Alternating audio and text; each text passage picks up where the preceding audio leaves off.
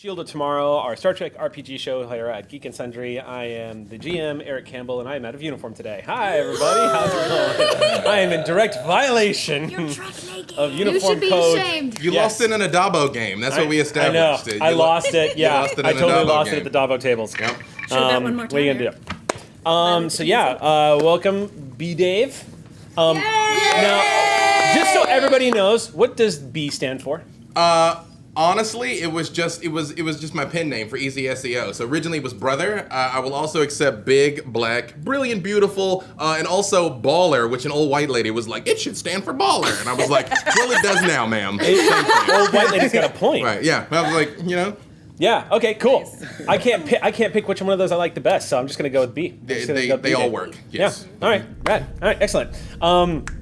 Let's see. So we got today's gonna be an interesting game we got planned for you guys. As you all know, Bonnie is out. She's off doing her successful, brilliant singer, personality, wonderful person thing that she does all the time. And we'll be back next week. Before we jump into any tertiary announcements, I should say that next week I'm going to be announcing a giveaway. I'll give more information next episode, but one of the things that I can tell you that we're doing is that we're going to be giving away starter packs again from Star Trek Online, because there are buds, and they're giving us Star Trek Online starter packs to give away to you guys. Modifius has done something really swell. They have given us PDFs of the core book to give away, so we'll be giving away 2 core books of the PDF. As well. I can't announce any other details than that, just that those are going to be the items, and we'll get to the contest rules and everything next week, so stay tuned for that. Let's see, what else do we have? International Tabletop Day is starting to creep up on us. It's amazing that it's coming back. It's already here. But it'll be April again. I don't remember the date, though. I don't think anyone's actually told me. Ivan is usually the one that's 20th? Like chugging it. It's usually like 28th or 29th. Last year it was 29th. So it's about the same. But yeah, so that's going to be coming up. So we'll be giving you guys more and more information about that as well as it comes up. Does anybody have any other? Oh, and last thing before I hand it off. So we're going to be going to the P.O. Box again soon, because I've been getting some messages from Ox Crew, our beautiful, wonderful Ox Crew, that we've got some stuff that have come in to us. So we will, of course, we'll be hitting up the P.O. Box very soon. And hopefully next episode, and we can do another Why We Don't Deserve This, Oh My God, We Love You, Thank You session of Sam Loses Their Shit. And No. yeah. And I think that's all we got. How are you liking your cap? Oh, it's awesome. That Enterprise cap is so rad. It's really good. I love that cap so much. Did you see what he got last episode? I did. Or was it last episode? It was before like a classic naval style blue cap with the USS Enterprise written across it. I didn't see it in real life. I saw it on the It's replay. fucking rad. That thing is awesome. And our miniatures are awesome too. So Our miniatures are That is completely the truth. rad. Completely rad. Shield of Tomorrow stats. Yeah. Yes, so thank you, Shield of Tomorrow Stats, as always, for showing love for the show and bringing us fucking miniatures, which was pretty cool. All right, well. Your miniature would be like a full-size person. It's like an actual G.I. Joe figure. It would be like that generation of Transformers where they started coming out with like Trypticon and he was like huge. Yeah. It's like you guys all formed to make me. That's exactly, yeah. Oh my god, I love that. I love that. It's just my size. Voltron of Tomorrow. Stay tuned. Yes. Sam's like, run that game. Right. That's the spinoff. You have an announcement? Yes, I have a very exciting announcement. Yeah, fire away. Season 4 of the Improvised Generation starts next Saturday! Yeah! March 3rd! We've done 4.5 seasons of this little improv show that happens in a little lovely cozy theater in LA this theater happens to churn out some of the best improvised theater in the country. And I'm not just saying that, they've been covered by Theater World magazine, and that's probably not the name of the I can confirm they're magazine, very but- good. I can also. Yeah, like Also confirm. and we were given 3 years ago, we were given the go-ahead to like create this Star Trek show, and they've supported us and loved us and nurtured us, and now we're in our 4.5 season. So if you're in LA, if you know people in LA, if you're visiting LA March through April, then come check us out Saturday nights 9:15 p.m. at Impro Studio, and on my Twitter I have all the links and stuff, so yeah. And check out YouTube. And we have seasons 1 through 3.5. Mostly, almost every episode is on YouTube, so you could also like catch up if you want, or you could just dip in and watch. Yeah, that would be the thing to do, because a lot of you guys aren't local, so definitely check out YouTube. Yeah. 'cause That's you can more check it out there. seasons than the original Star Trek show. You guys lasted longer than We Star lasted Trek. longer than TOS. Oh my god, it's crazy. Yeah, fourth time. please. Speaking of not local, I will very sadly not be here next week, but it will be because I am in Seattle for Emerald City Comic Con. I wish you would go. I always want to go. Can you, Someday I wanna go. if I give you money, can you give me an Adam Eve action figure?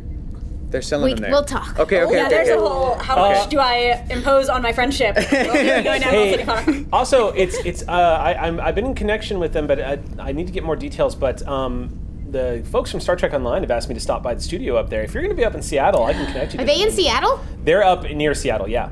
Ooh. Yep. Dun, dun, dun. Those folks, and also I will probably try to have at least some point in there where I could like say hello to some of y'all, but nothing has been fixed on yet. So Twitter, see you soon. Yeah. I guess, can I make an announcement? Sure. Here, while we're at the plug section of the show. Yeah, sure. Next Tuesday night, 9 p.m. We will be together again for our Ask Your Black Geek Friend Black Panther special. Oh, this is the Black Panther special. Yeah, the Black Panther special. I've been Tuesday looking night. forward to this. It's gonna be amazing. It will be great. Yeah, we'll have Phil Lamar's coming through. Talison's going to be joining us. We have some other special guests. We will be saying words. I know. Yes. What? Yes. I know. Epic level geekery. Tuesday at 9 p.m. Yes. Twitch and Marquia is going to be there, right? Marquia will be there, but Who I'm I've not just telling met and am in love with, not in a weird way. Right. Or in a weird way. It's cool. Yeah, it's like, let's be honest. Let's be honest. Yeah, zone of safety. Zone of safety. Right. Yeah. It's definitely. the internet. Yes, exactly. So Twitch, Geek and Sundry, Project Alpha, come watch us say words. Yes. Okay. I think if we have one more. Yes. There's so much great stuff. You're doing a great show, and you're doing a great show, and we're doing great stuff, and I'm excited! Because Sam has a show called Behind the Shield, which will happen just after this show on Alpha at 7:30. It will feature even more B-Dave and also cool people from here.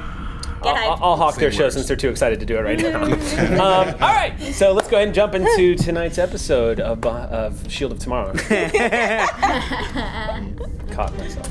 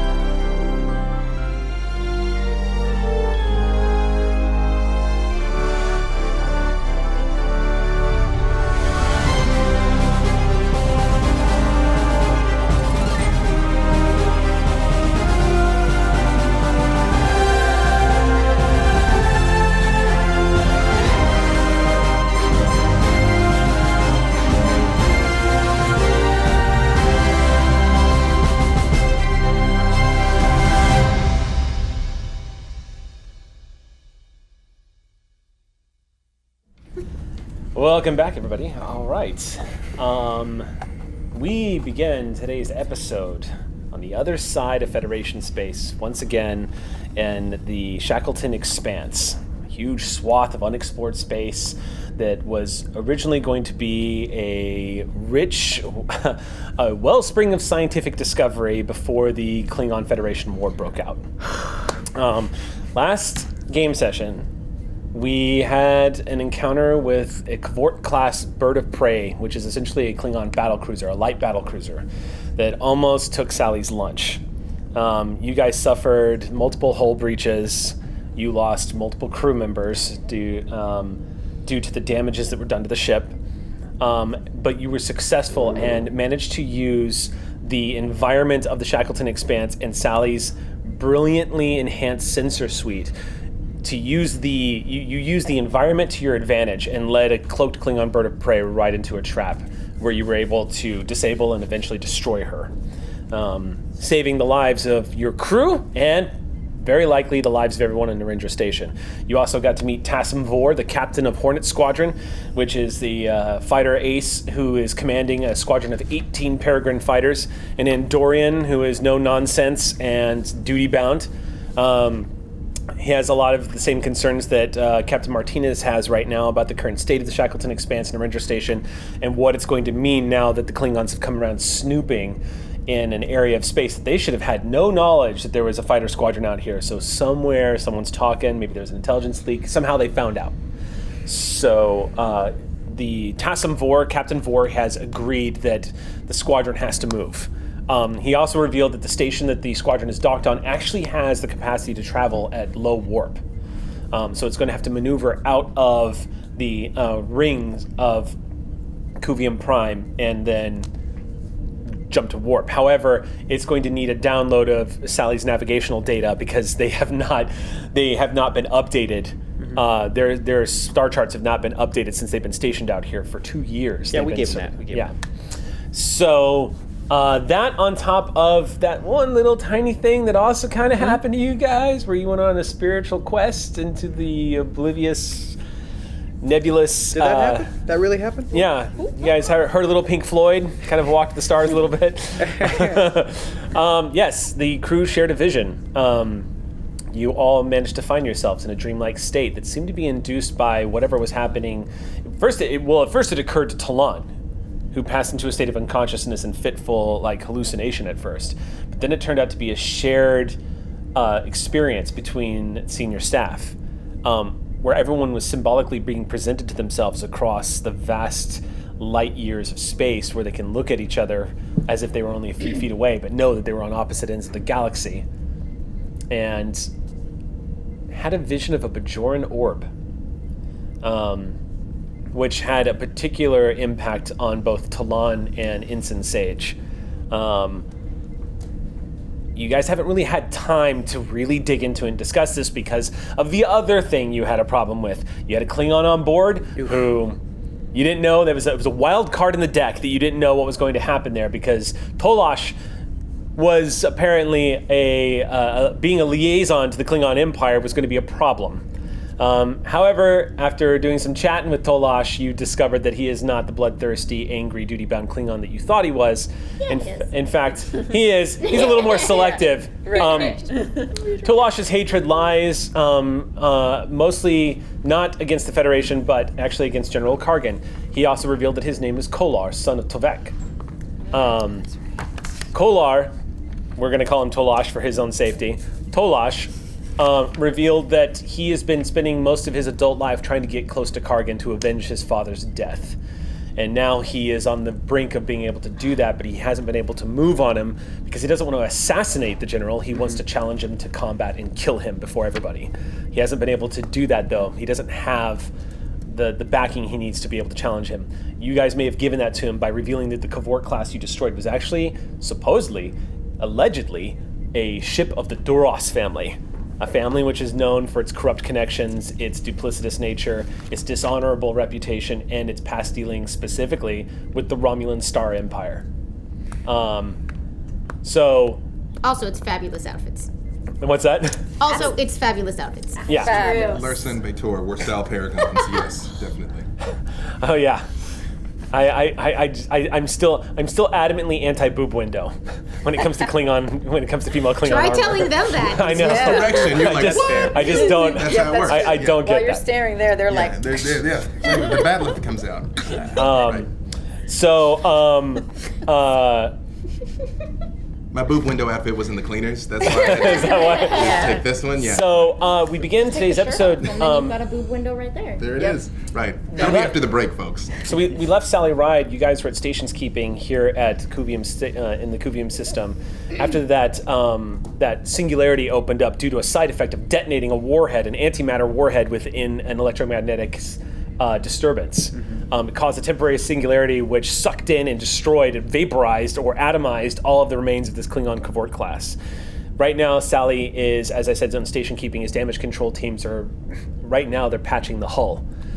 Sally, a few of the decks of the Sally Ride on her dorsal section have been exposed to space. And so there are repair crews currently walking the hull of Sally and patching her up from the inside and out. Jiv being among them. It's kind of his specialty is metallurgy and getting up there and doing that sort of thing. Had a kind of a scare with Jiv last episode when I rolled exactly 100 on 2d10 sided dice. And which is But my it own. led to some great fan art, so that's okay. Yeah, it did lead to some amazing fan arts.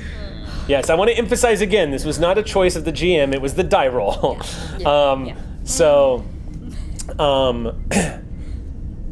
Things have been, I would say, why don't we say it's been about a full 2 days since the events of the battle. you guys have not actually still, because of the damage control teams and everything else like that, you guys have been really busy healing wounds, getting people checked out, back to work. Sally Ride power stations are being restored. Everybody's been incredibly busy getting Sally back up in operation. You've been in contact with an ranger station. They know your situation. Good. What was our cover story? It was just you a Romulan were attacked vessel? by Romulans. That's right. And Checks out. Jiv working with you are going to falsify the disruptor readings Yes, they are. if the hull is analyzed. Yes, you did, because Yes, it's I been did. 2 days. We're gonna roll for 2 that. days. We're gonna roll for that. Oh, okay. Okay. Yep, we're gonna roll for it. Okay. Yeah. Okay. Yeah, we're gonna leave it up to a roll, but I'm not worried about you and Jiv's engineering expertise and falsifying. Are you not? I am. Are you okay, not so I'm not worried about worried, Eric? You got Jiv's this. engineering Can't live expertise. forever. Chief, I don't. Yes, Captain. Them's words. you got this. Thanks. You know what helps is to just practice roll one beforehand, Okay. real quick. Just to practice. I'm gonna Just to gonna practice. audition the dice. Feel better about it. Gonna audition dice. And if it's good, we keep it. Yeah. No. So- After what I was got it out brought of my into this system. I got it out of my studio yesterday. system. Yeah. I'm really worried about infection. Okay. Not a good one. All right. Gold. Give me the gold. Okay. Let me find the gold. Auditioning you. Give me the gold. No, that's okay because Wow. Give me the gold. One because moment. bad rolls are good because I that will means roll that well, I good will rolls are roll next. It Right? means you haven't used Yeah. the look out of them yet. Yeah. Yes. Yeah. All right, Say what do we the got, ones. Eric? Good positive vibes. So Talon has been teaching me meditation. That's right. It's helpful in engineering. we're gonna start at the beginning of Alpha Shift. Now, a lot of the shifts on the Sally Ride over the past couple of days have been blending into the other shifts. Everyone is in a constant state of work, and there's some people who are pulling double time right now to heal Sally Ride. There's also been the very somber activity of gathering the dead and assembling them in the cargo bay for essentially funerals. Yeah. It is. We're gonna just keep it Trek and go back to the maritime tradition of funerals at sea, as it were. So Martinez, we will say that you have had the very. We'll say it was a few hours ago, and if we want to do this, maybe out of the game itself, maybe write something up or perhaps talk to the Ox crew, but we will say that yesterday the Sally Ride bid goodbye to many of her crew that were killed in this ambush from the Cavort class. So the crew right now is in a state of everyone is really focused on their jobs. Everyone's really paying attention to every line of data that's coming across their screens. Everyone's making sure that everyone else is taken care of. Right now, the Sally Ride is in a mode of efficiency and awareness that could only come after she's been wounded. The crew itself has been kind of looking after each other, which is why you've got some people pulling double shifts so that other people can rest and deal with what they've lost or what they've been through. On the other hand, you have some pretty commendable people who are working with injuries and are having to be ordered back to their quarters. And over the past 24 Earth hours, I would say that Tassim Vor has been in a downloading star chart information into the databases over there. It's taking a bit. There's a lot of detail to go through, especially with the Shackleton expanse, and because of all the data that Lieutenant Baker has been getting from the anomalies that you guys have been charting. So there's a lot of information. There's a lot to catch up on. Their database is dramatically. It's like refusing an iPhone update for like six months. There's a lot to catch up on. And that's where we begin. We'll start with Martinez walking onto the bridge and being handed a cup of coffee by a yeoman, and Rue already being there because you always arrive early. I suspect. I think we established that in the earlier episodes. Commander rising as you enter the bridge area. Your senior staff, everybody is on stations keeping. You're actually. Yeah, I'm in engineering. Yeah, I was gonna say, right now I imagine you're probably keeping tabs of what's going on inside the Sally as they're walking the hull on the outside of Sally. I also have a really hard time leaving Jiv's side now. I'm like really annoying. Jiv is currently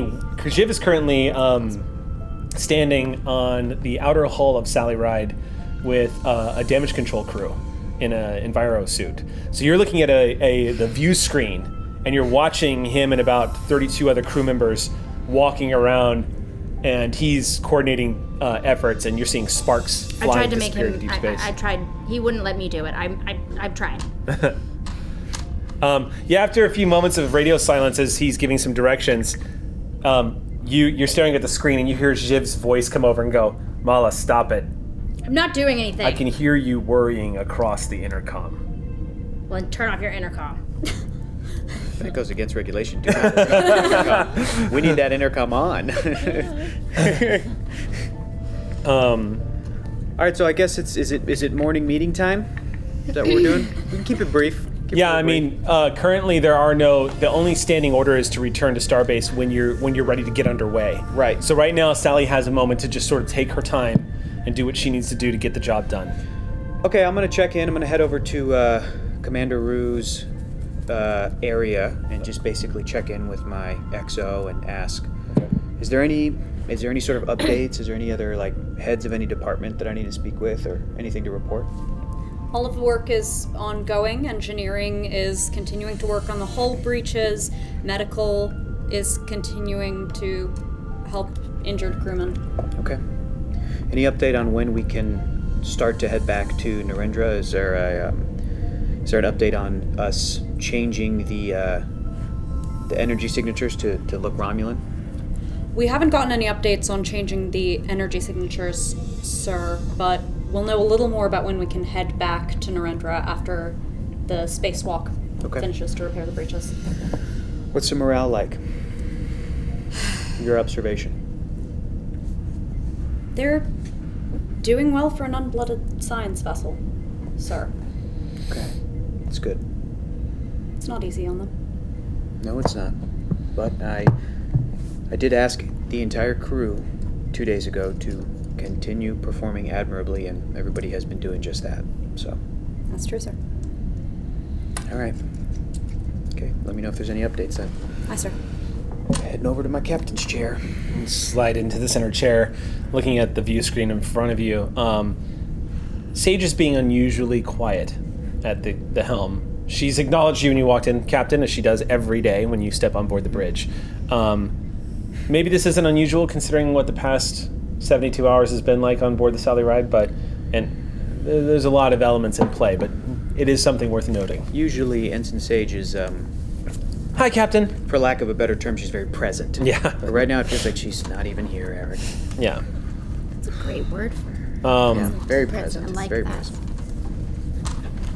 A few moments as you sit into the captain's chair and look over the data coming through the computer in your arm, in the armchair. You're looking over the pad, and the doors open, and Commander Tolash walks onto the bridge. A few of the ensigns nod to Tolash as he steps down and comes to a stop and looks out into the black screen of the endless pinholes in the curtain of night above on the view screen. Tolash just says, "I've never stayed in one position this long after a battle. Usually you leave the field. I'm starting to understand what it must be like to be Federation and not have a cloaking device to protect you while you repair." Yep, those cloaking devices sure do come in handy, Commander.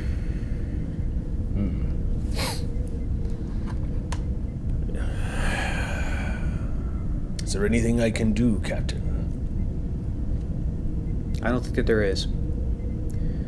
Tolash, obviously the ship is open to you, and you're free to do whatever it is that you want. I know that we had a conversation a few days ago and have been having discussions over the past few days. Is there anything that you have come up with? Any ideas, any plans, anything, in any way that we can help you? If you have logs of the battle that I could use to show some of my sympathizers back on Narendra, that could be of use. But I should warn you, Captain, putting that in my hands could be dangerous.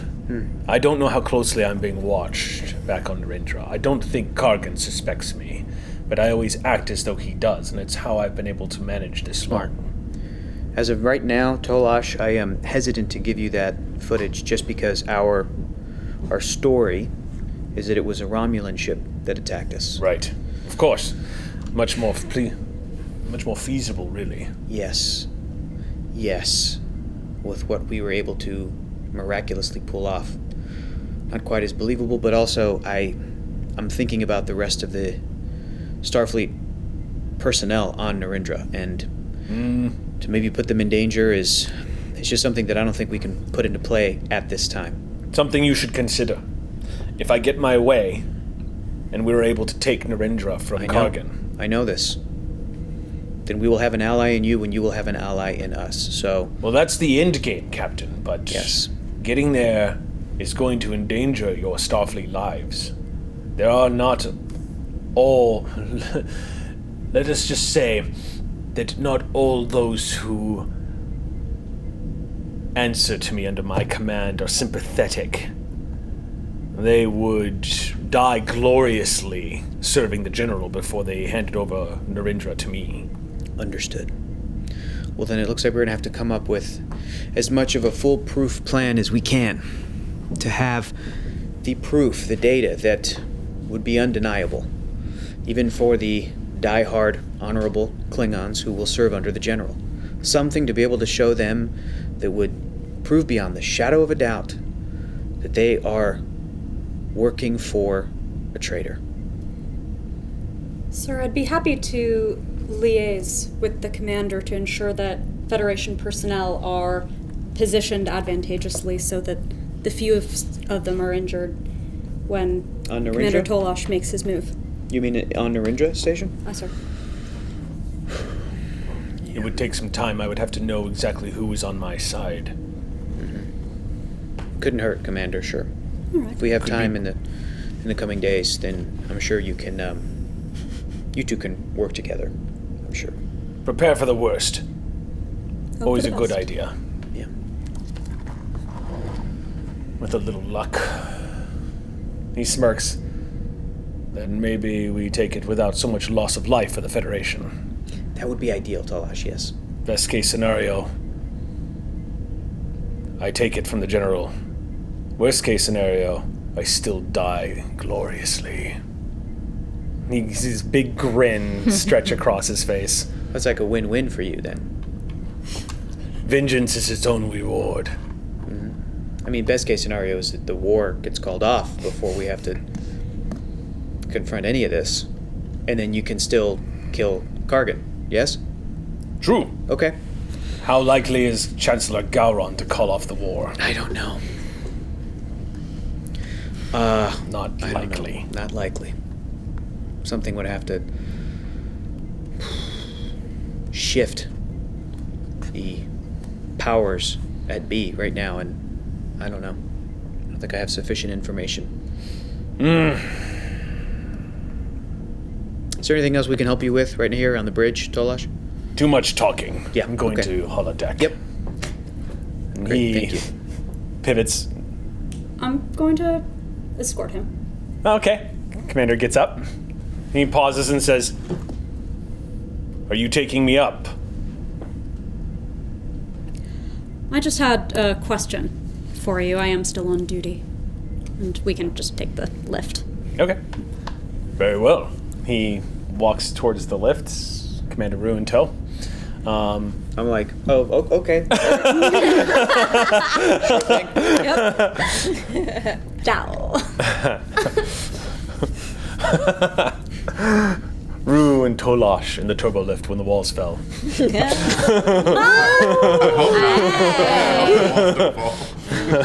are we? Don't worry. I can fix it. It's true, Don't worry. yeah. All right. The towering Klingon steps into... By the way, I do picture... When I have pictured Tolash in the past, no joke, I have been using kind of you as a model for height. I imagine Tolash is about the same height. He steps into the turbolift, and when the doors close, he just says, "Where are we going?" And he looks at you. Isn't it the holodeck? Very well. Presses the thing, folds his arms, and waits. I never did get to ask you about the command overrides you have on that holodeck. How did you get those? Your admiral gave them to me. That's quite a concession to make for our ship.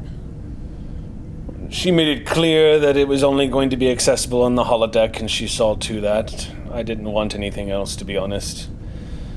I'm not the type that goes snooping around and sabotaging my enemies. If I want to kill someone, I look them in the eye and kill them. That certainly seems to be the plan for you in the general. Well, I'm sure the doctor would have something to say about you playing with the safeties off, but you take that up with her. As far as I'm concerned, I'd consider it a courtesy if you let me know first when you were going to hard spar. If there's going to be a warrior sidelined by a practice injury when the real combat comes, I'd want to know. That is a responsible thing. Yes, I would agree with that. Well, I suppose I could do that. I appreciate your indulgence. He nods. I respect the office of the commander of this ship. I endeavor to be worthy of such respect. Have a good practice session. Your captain has not scolded you, has he? I've written up my disciplinary action. He can sign it when he wants. Wrote it up yourself. I'm the first officer. That's my duty. He leans in and says, "Are you sure you're not a Klingon?" Now's not the moment to find out. Turbolift is very small. He leans back and he goes, "Commander." And he steps off the turbolift. Back up to the bridge with me. Okay. And he heads to the holodeck. No more flirting. Sure, which means you need to freak out with us. Yeah. I'm freaking out on the inside. Okay. Yeah, the fun and feels table there. Right. Okay. Dr. Thurlow, it's been a very familiar 72 hours. And by familiar, I mean, once again, you are in a constant influx of patients and injuries. Thankfully, a lot of these are very treatable. Matazi did a brilliant job delegating non-life-threatening and life-threatening. Everyone seems to be doing just fine at this point. All of those who have suffered life-threatening injuries are either laying down on the recovery beds right now and healing just fine. The majority of them have returned to duty. Right now, even during duty hours, the lights in sickbay are kind of being kept low for some of the patients that are sleeping in the med bays, in the med beds. And the doors open and Matazi comes walking back in. You've seen this Cation in various states of emotional countenance, but this is the first time you've ever seen Matazi look exhausted as he comes walking in, and he does display sort of that characteristic that you see, sorry Matazi, but that you see cats display when they're exhausted. Like, eyes aren't quite as curious, not quite as wide. He looks a little sluggish when he walks in the door. In fact, when he thinks you're not looking, he moves over to your desk, and when he sets down some pads with some injury reports, you see him just rub his face for a second, and then, "Doctor, I have the injury reports here." And he brings over a stack and sets them down. Excellent, nurse. How's Wallace doing? Wallace will make a full recovery, Doctor. I don't see any unnecessary side effects from the severance of the tendons in his leg. I think it'll be quite all right. Her leg. Forgive me. Wallace is the... Yes, Wallace points at the med bed. Yes, her leg.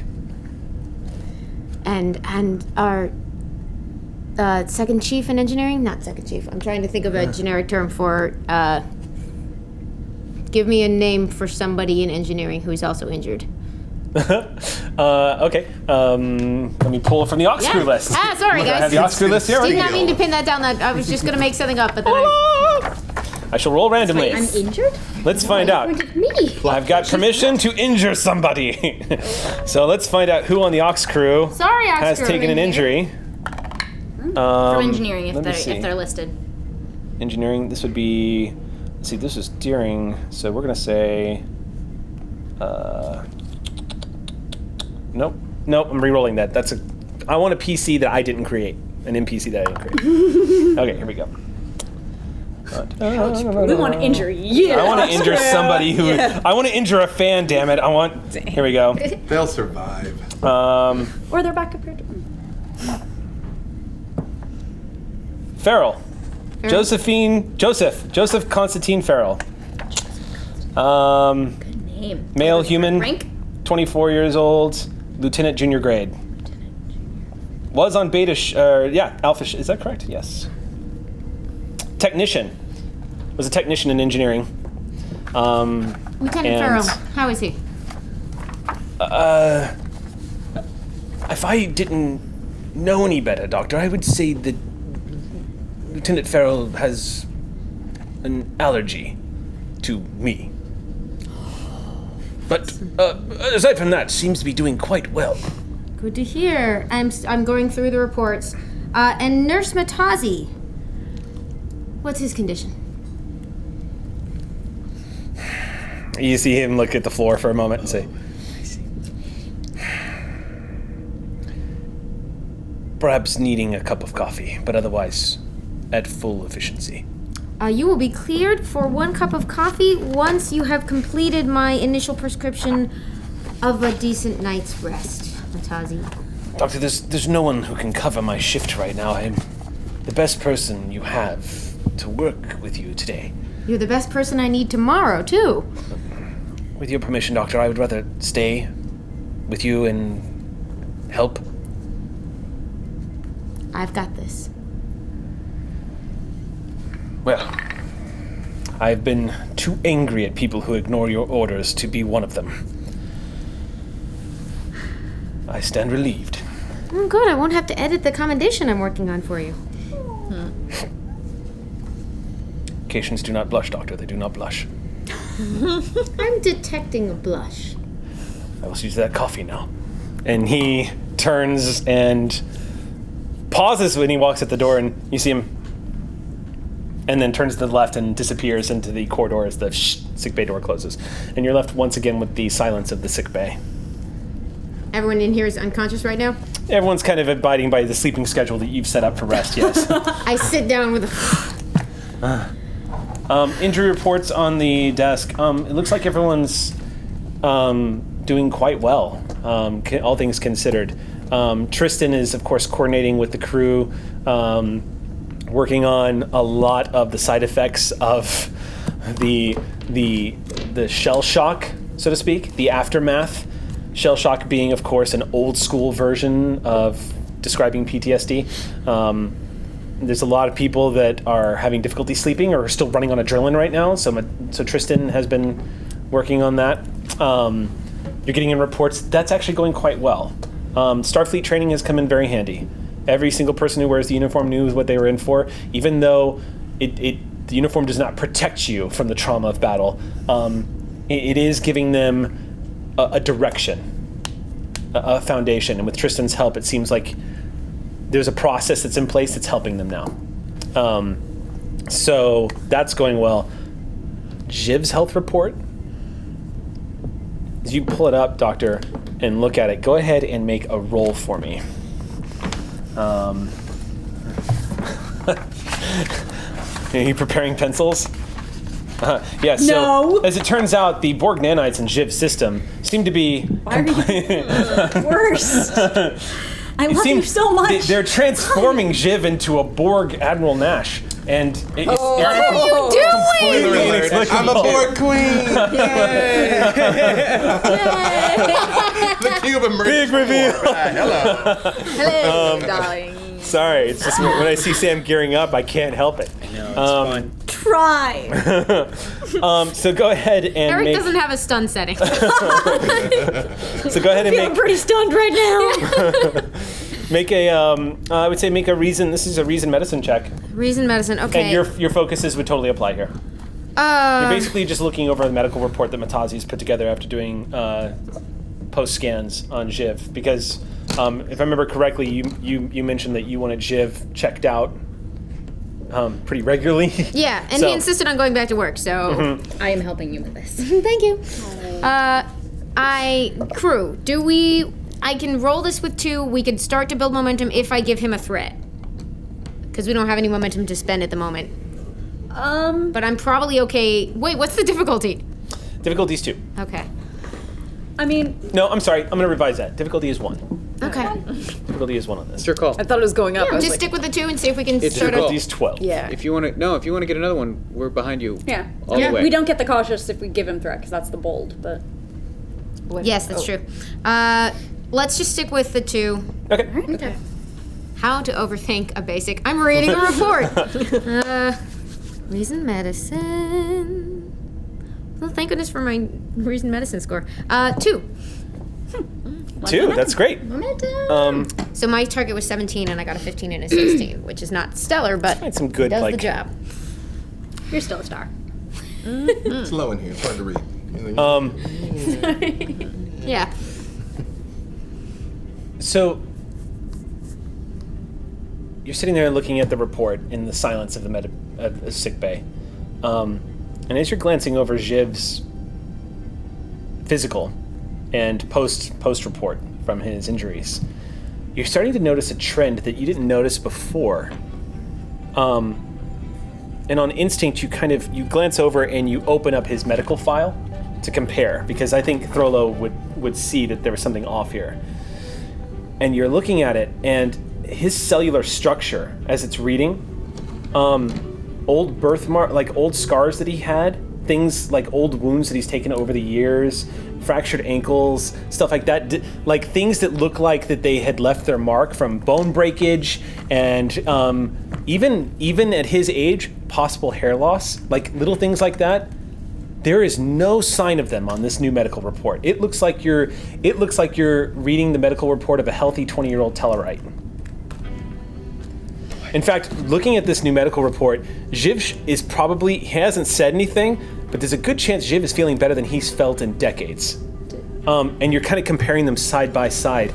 And Doctor, it looks like a lot of his cellular signature looks like some of it has either reverted or completely regenerated, in that it almost, if you didn't know any better, you would say Jiv had been given a new body. And you're just comparing them. And it's mind-blowing. It doesn't make any sense, any medical sense at all. What do you call the year counters in cells? Telomeres? Telomerase? Telomeres. Telomeres. Yeah, telomerase is the enzyme. Thank you. Tellarites, telomeres are looking good. Yeah, tell me more! I love my crew. But the brain looks I don't know. What's the medical procedure for checking if he's the same guy? If you talk want to about the spend Edgar momentum, I'll give you Hackman more sort of information. If you spend momentum, I'll give you more info. Oh, sorry, guys. This is what we're here for. Brainwaves, the activity, it looks like they've kind of spiked a little bit. Almost like there's more activity. It's not like that Jiv was like an idiot and then just like all of a sudden now decided to wake up. But what you're seeing is multi-layered brain functioning starting to take place. That usually only happens. It begins to become muted later in life, around Jiv's age. But his brain seems much more active, and it looks like different parts of the brain have actually started to activate as well.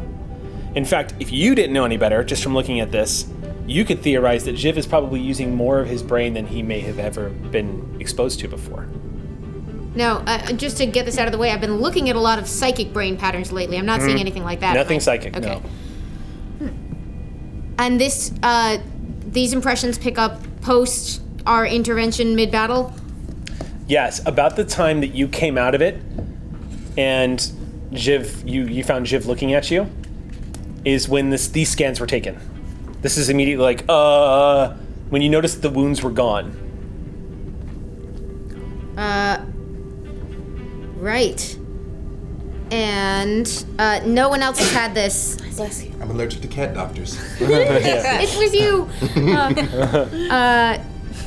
So no one else has had anything similar in the. No, but also nobody else was in that vision of yours.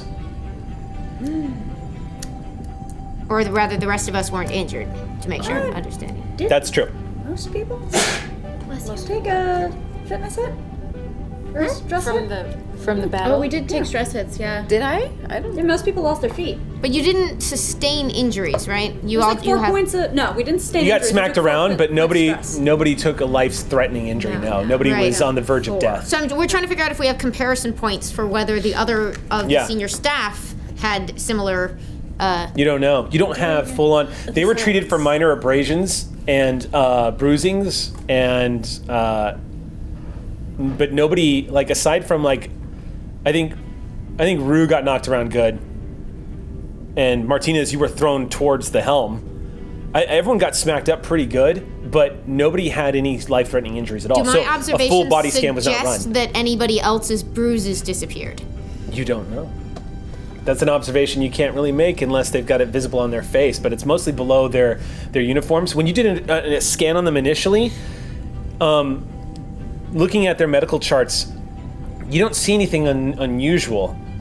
But if you're trying to track this down and see if there are any changes, you will have to do the kind of in-depth surgical scan that you did on Jiv. Because again, you're detecting this all at a microbe level. This is all cellular. Dr. Shishiros to Chief Ren. Yeah. What's the current location and status of our friend Jiv? He's outside. Outside? Yeah. Outside engineering? Outside of the ship. Technically, yes, outside of engineering. Oh, I tried to stop him, he wouldn't let me. You're going to... Can you please be more careful? Sorry. ordinarily I would share your concern. Can you ask him to head my way? Nothing bad.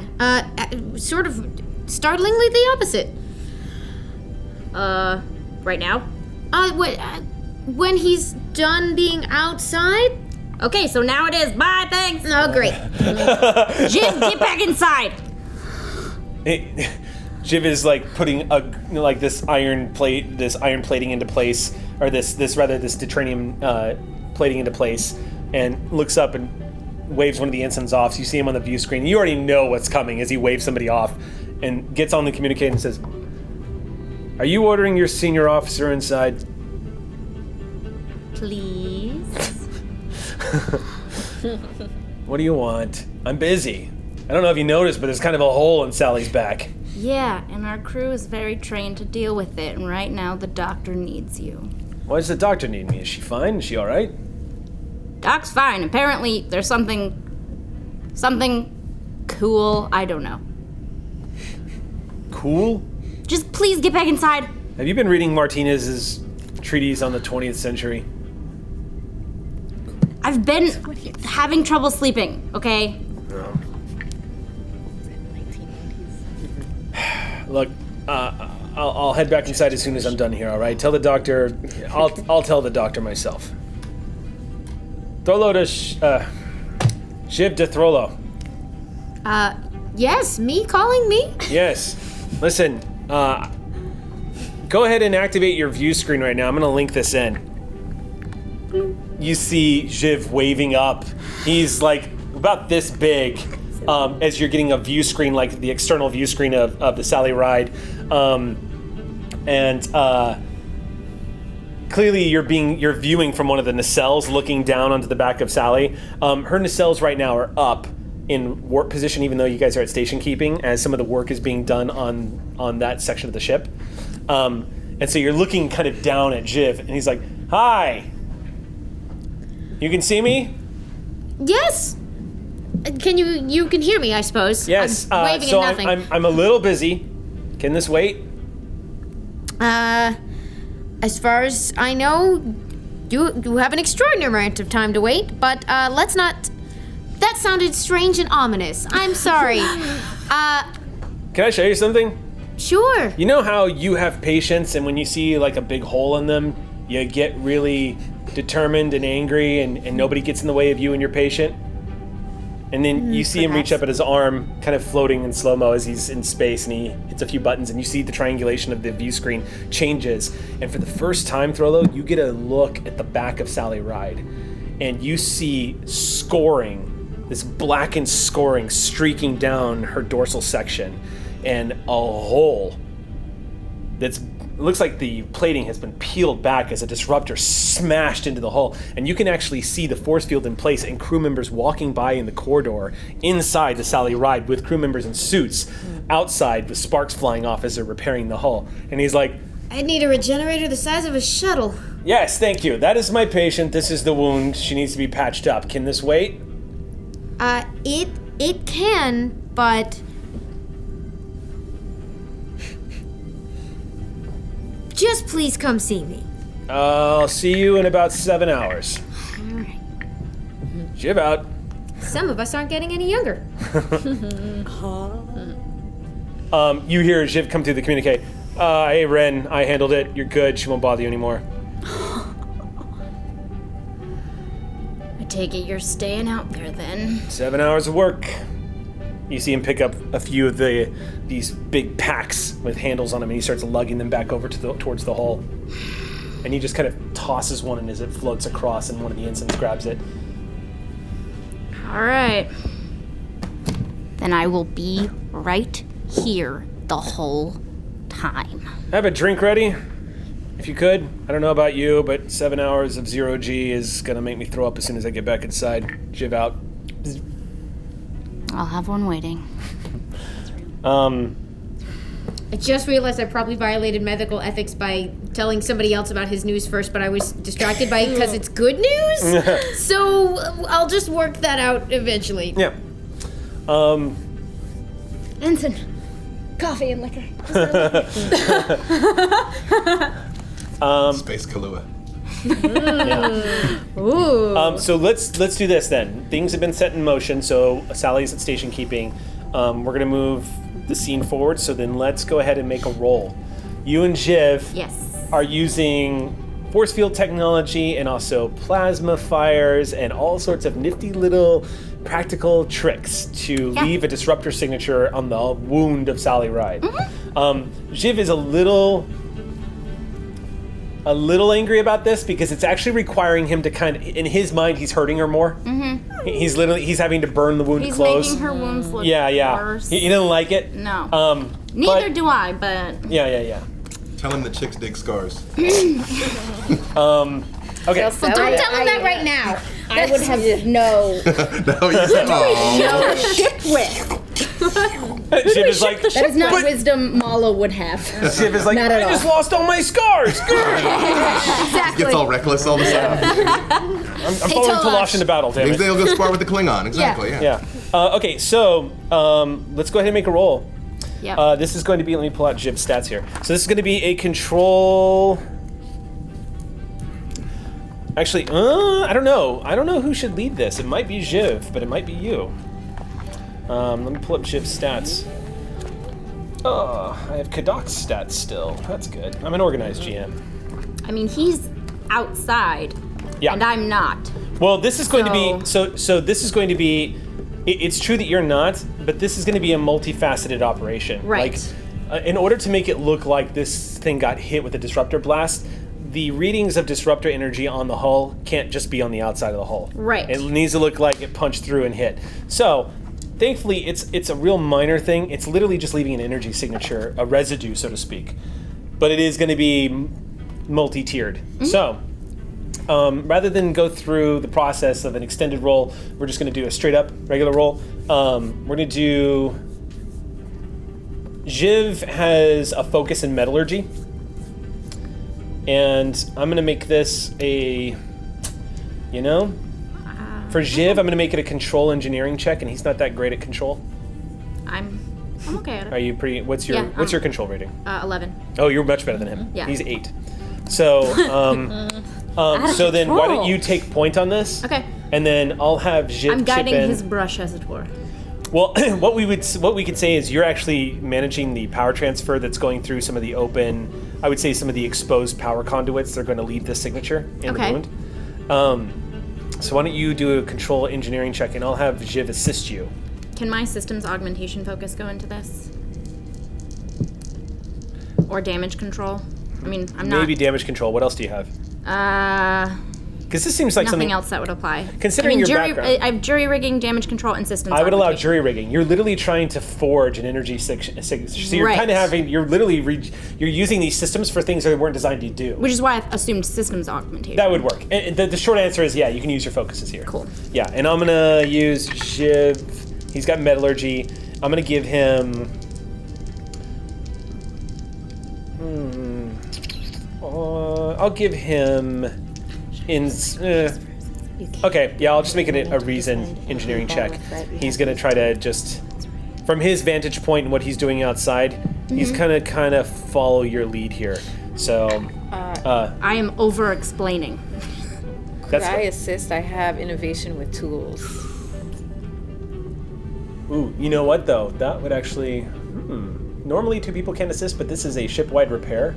Oh, I thought they both were just doing a full roll. No, she's doing a roll and Jiv is assisting. Oh, okay. But Can you create an advantage or something? I was gonna say it actually would make sense if Talon could help with this, because ain't nobody better at keeping track of energy signatures and trying to forge sensor data than the woman behind the sensor console. So, Yeah. but for you, I'm gonna say it's gonna be an insight. It'll be an insight science check, Okay. and it's an assist, so it's 1 die. Okay. And Sally is not going to help on this. Difficulty is going to be 4. Okay. Nah. Oh. All right. Well, Jiv didn't crit, but he did succeed. Oh, no. Okay. Today, yes. How you do? How do? But not ever. Do good? I do good, but not 4. So Jiv got 1. so What'd we you have get? 3 total. 3 total. I'm sorry. Yes. Finally, we get to use the quote. You're welcome, Internet. So how many did you get? I got 0. Okay. I'm sorry. So we'll say Yeah. we're gonna say the coordinated operation takes about 3 hours as you are all setting it up. You get 1 shot at this as you're closing up the wound on the hull, and when it's done, Jiv goes, "All right, that'll do it. Talon, you want to run that scan, see if we got the job done?" Actually, let's have Talon scan. Difficulty will also be 3. Sally Ride can assist. Oh, good. Yeah. Oh, good day. With what? This is going to be Sensor Yeah. security or sensor science? This is going to be sensors engineering. Sensors engineering. Oh, okay. And I'm rolling reason science? Or? Yeah. And then I have a sensors. Where's my sensors focus? Sensors focus. Yeah. Yeah, you sent it to us. Did I not write it down? That's silly. Oh, it's not a lot. Right there. No, it's crossed out. It's next to the one crossed out. Yeah. Okay. So, yeah. Do the thing. You want to give him a threat for an extra die? Do I? I think. Sure, let's play dangerously. What? It's true. You guys are so scared of the Yeah, threat. yeah, But you all have done great. So Okay. Well, look how many of us are cautious. yeah, it's true. Everyone took cautious. Everyone was Yeah. paranoid. It's like you played Doctor Who with me or something. Crew is not paranoid. Right, we've already been through this. 1, 2, 3. Okay, what'd you get, Mala? Sala is not happy that we're burning her right now. So. Okay. And Talon's a boss.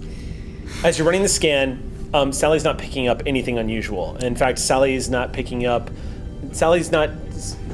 You're reading all the standard sensor readings that would come off of a wounded, like an energy signature off the side of a hull. But Talon, even though Sally's sensors aren't picking up anything unusual, you see a few discrepancies in the reading that make you dig a little further, and you realize there is it's coming off like it comes off like there was a plasma fire in the inside of the ship when the thing was hit. So it didn't work. Okay. It's very obvious to you that it's not going to fool a Klingon if they go in here and scan the thing. Well, maybe that means we don't need to even say the Romulan thing, right? Or just count on the Klingons not scanning it. Mm-hmm. It's up to you. See whether their secret is our secret is safe with their indifference. Yeah. Lieutenant Commander Jiv, unfortunately, Oh, he doesn't even let you finish the sentence. He just goes, I see I do not need to finish letting you know. You see on the screen, Mala, you see Jiv running his hands over his helmet. And on the communique, you can actually hear the ambient like noise of his hands like raking against the outside of the helmet, and he just says, "All right, you know what? That's fine. We'll tell the Klingons we're just really good at what we do." We are. Sometimes. Don't say the sometimes part. Can you come back inside now? Yes, we're all wrapped up down here. Everybody form a line, we're going back in. He signals to the rest of the ensigns and everyone starts gathering their repair materials. Jiv to Captain Martinez. Martinez here. Go ahead, Jiv. We've managed to patch up Sally's hull. Probably a few more hours and she'll be able to get underway. Okay, that's good to know. Good work. Good work to you and your team. Should let you know, Captain, we weren't able to successfully mimic a disruptor signature on the hull, but I'm of the mind that it shouldn't be too hard to tell the Klingons that we're just really good at repairing it. I mean, they're going to think, what, that we shot ourselves? Okay. All right. Thank you, Jiv. Come on back inside. Understood, Captain. And then he gets back on the communication with you and he's like, don't tell anybody, but I'm really embarrassed right now. Why? Because it was a Klingon disruptor and we couldn't make it look like a Romulan disruptor. That's just embarrassing. I mean, you did give yourself 7 hours and then finished it in 3, so maybe it was just too fast. Hull repairs finished in 3. I'm still working. Outside? We closed the hull, but the damage is still here. I'm not coming in just yet. You just said that you would come inside. When my work is done, I'm sending the rest of the damage control team in. I'm going to keep 4 people out here to finish patching this up. 4 people, or one of those 4 people you? I'm the head of the engineering team, Mala. How about you just take a break? How about I go out there and I do some stuff? It's been a while. How about I do that? Here, I'm switching you to my head cam. And you see sort of like a GoPro kind of view. And he's like, here, I want to show you something. And then he turns and he looks off and you see this gorgeous view of Sally's hull. And then the horizon. And then the dark blackness of space, a distant planet of Cuvium Prime and the rings and a sun setting, the white dwarf star setting just behind it. And it's gorgeous. And he says, it's beautiful out here. But when you step out here, do you have any previous training doing damage control in 0G? Because when you throw up in your helmet, Mala, you don't get to come back inside right away. So if you want to take over for me and give me a break, I'll take it.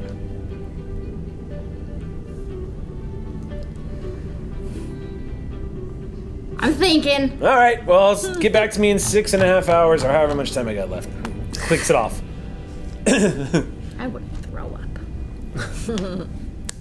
What are you looking at? Get back to work. The instance, Chief. What I love about that is you totally are outranked by the ensign. The ensign's just like, yeah, Chief, yeah. Immediately moves off. Sensible junior officer. So Sally Ride continues the repairs. When the hours tick by, Alpha Shift is coming to an end after a day of repairs and decompression and healing and whatnot. Jiv does re-enter. When he steps back in, takes the helmet off and and he sets it down and like an 80s metal rocker kind of pulls his long hair back out of the suit and just kind of lets it throw back over his. I mean, he's not sweating or anything, but he just kind of lets it drop and he's like, oh boy, okay. And he kind of leans over for a second. Are you okay? Artificial gravity, 7 hours of 0G. Here, even with the sit down. even with the mag boots on, and just never really agrees with you, you know? Now would be a good time to go to the doctor.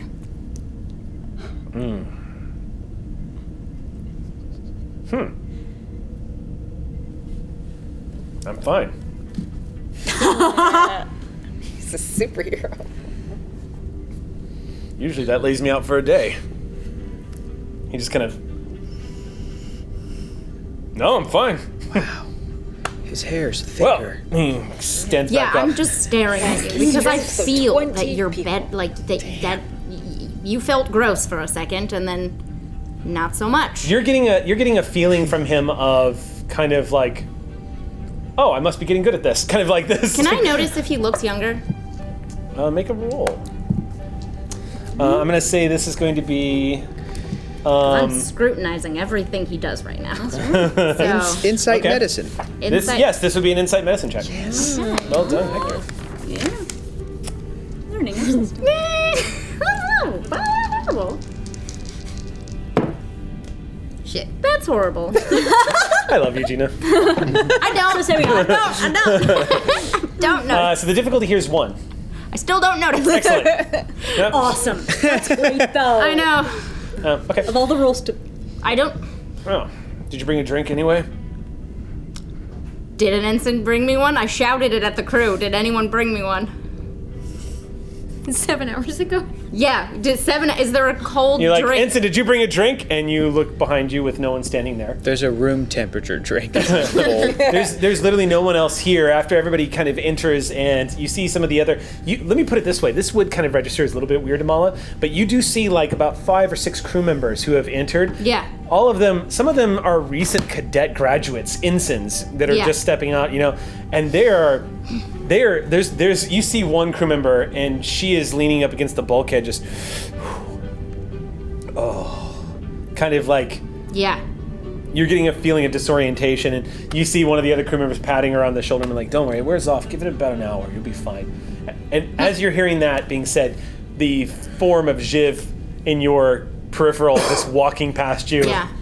as he goes over to the locker and just puts the helmet up, starts taking the suit off, hangs that up, pulls off the gloves. Is he the only one moving? Yeah, everyone else is taking a moment to just exhale. And he looks over at them and says, "God, you are all raw cadets, aren't you?" And he just kind of unzips and steps out into his uniform. What have you been doing all day aside from griping at me? And he pulls the thing off, sets it into the locker. Stuff. Yeah, stuff. I'll be right back. What are you doing? All right, you leave. Yeah. He looks after you. What? I go up to the doctor. We're You in go to like sick we're, bay? Yeah, we're I do. scene I go to jumping. sick bay. It's the end of the shift. You're actually you're seeing one of the patients who slept all day here out, nodding as you're giving the orders. Don't drink after you go swimming, blah blah blah, or before you go swimming, that kind of thing. And as the doctor as that patient's leaving, Matazi is walking in the door, and as Matazi is walking in to report for Beta, literally jams into the doorway with Mala Ren, who comes right around the corner at great speed, and you both of you kind of jam in the doorway for a second, and Matazi's like, "Oh, sorry, Chief. After you." Just gonna enjoy the rare moment of people excited to come in my sick bay. All right, you gotta tell me what's going on, okay? I know you're probably not allowed to tell me this stuff, but Jiv is he's doing his work, and he's looking happy, and he's doing things, and it doesn't make any sense. Do I need to get He's sedative, too, Doctor? He's too okay? Sedative? He looks good, his hair, it's not okay. It is not okay, and you need to tell me what's going on. And she just sits down. Okay. Can you, while you've made certain observations, I obviously can't discuss his condition, but have you happened to notice anything that I don't? Yeah, he's great. I don't like it. It makes me uncomfortable because I don't. He's showing up everyone downstairs, and it doesn't make any sense. That's pretty much a medically accurate summary. Yeah. Any chance he's going to actually come to sickbay? I keep trying to make him. Dr. Shishiros to Lieutenant Jiv. Lieutenant Commander Jiv. This is Lieutenant Commander Jiv. Yes, Doctor. I'm excited to pin down any facts I can about you, Lieutenant Commander. Well, I like Andorian ale. It's pretty good. Saurian whiskey's good, but for the most part, it's not allowed in Starfleet. Excellent. I've played For the bridge. most part? For the most part. Well, for the most part, there may have been some in the designing of the Intrepid class starship's warp core. I knew I liked it for a reason. Is there a reason you're not in my sick bay? The door opens and he walks in and goes, I'll get back to you on that, Doctor. And he clicks his comm badge off and walks up. Fantastic. One mystery already solved. What a surprise! As he sees you standing there looking Get frightened. up. And those headaches should go away if you just would get a little more rest. Yeah, can I have more of those sleep aids, Doctor? Matazi just suddenly goes, I simply do not understand the nuances of this social interaction. I must go. And moves off into the sick bay and picks up a couple of pads and begins to scan some of the patients. telling me, Matazi. Thanks, Doctor. Bye. I don't look at Shiv. All right, Jiv watches you walk out and say, what was that? Lieutenant Commander Shiv, how are you feeling? Like I just finished a 7-hour spacewalk, Doctor. Are you? Yeah? I hear you're feeling like you just woke up from a full night's sleep. Okay.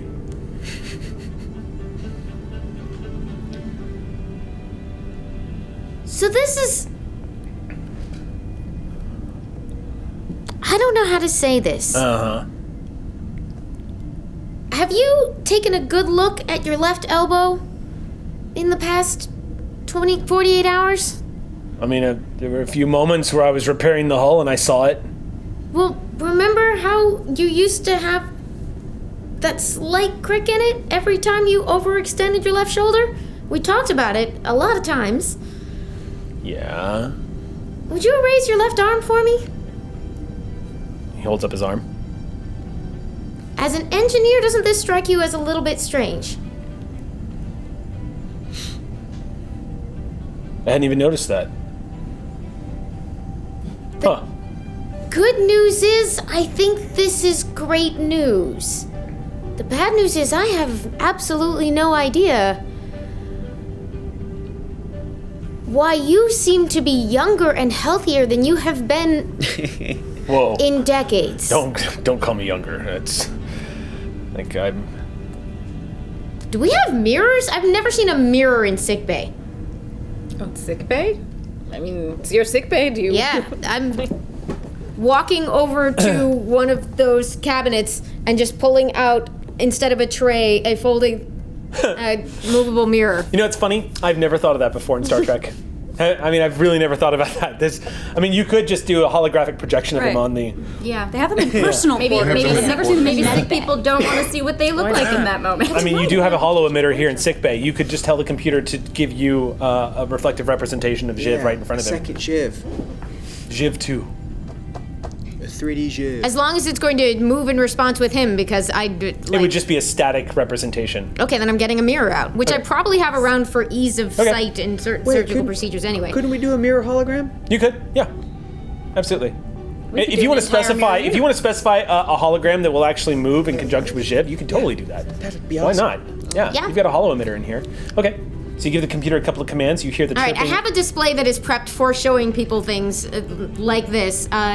Not this specifically. Normally it's so that they can see injuries. But yeah, I just hit the button and up pops the moving image of a sort of confused looking but distinctively healthy Tellarite looking right back at himself right now. He tugs on his beard a little bit. Huh. I never was this handsome. I can enter that in your records if you'd like. Yeah, do that. What's happened? This is me? This is you. You've made not only... Medically, I'm not going to use the word miraculous, but only because I haven't thought of what I'm actually going to say yet. Regeneration across your entire structure, not just where you sustained wounds the other day, but in the telomeres in your very cells have reversed. And correct me if I'm wrong, Eric. It doesn't appear to be ongoing. No. doesn't appear to be in a state of like de-evolution or anything. It's perfect. It looks like it's stable. He's not Benjamin Buttoning? No, he's not Benjamin Buttoning. But that's good. Would have had a baby Jiv in a couple hours. But with your permission, Jiv, I'm gonna need to do a lot more scans.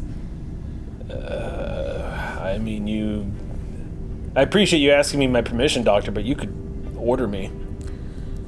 I have a feeling it'll be more pleasant if you sign on. And I want to ask Chief Wren back down here because I'd like all the impressions I can. I don't want her to worry. She'll get worried. Get worried that you're fine? She's already worried that you're fine. If Dr. Jiv is Mala is an engineer. If you give Mala Which means something... she's already noticed that the machine isn't working the way it's supposed to be. If you give something Mala doesn't understand and can't explain, she's gonna worry. Whereas if she knows there's a mystery she's not allowed to tackle, it'll be fine? Let me put it this way. Have you ever had a little bit to drink, get kind of drunk? You could stop drinking there and be alright later, perhaps, but if you keep drinking, you're definitely screwed tomorrow morning. That's a very specific analogy, but I'm not sure it applies in this scenario. Mala is just gonna get really worried. I don't want her to worry. She'll freak out. She'll get upset. I hate seeing her upset. It is, of course, your call. I would find her empathic impressions medically valuable, but it's your bizarrely and brilliantly healthy self at stake. Alright, but can we not tell the rest of the crew about it? I don't want people looking at me weird. I mean, it's already weird that I practically came back from the dead. Most of the damage control team knows about it. They don't know about our little vision quest. Every person on this ship is happy to have any version of you with us. You know a lot about Tellarite psychology.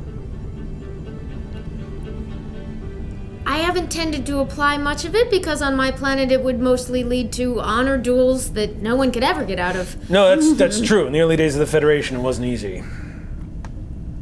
We had a lot to say about, blue skin and antenna, but, we're not... I mean, look at me. I know how I look to the other races. We're getting off the subject here. Alright, just do whatever you gotta do. Just keep it quiet. And, don't tell anybody who doesn't need to know. I just want to fix Sally. I want her to work again. I want the crew to feel like the ship is working again. I want people to stop worrying.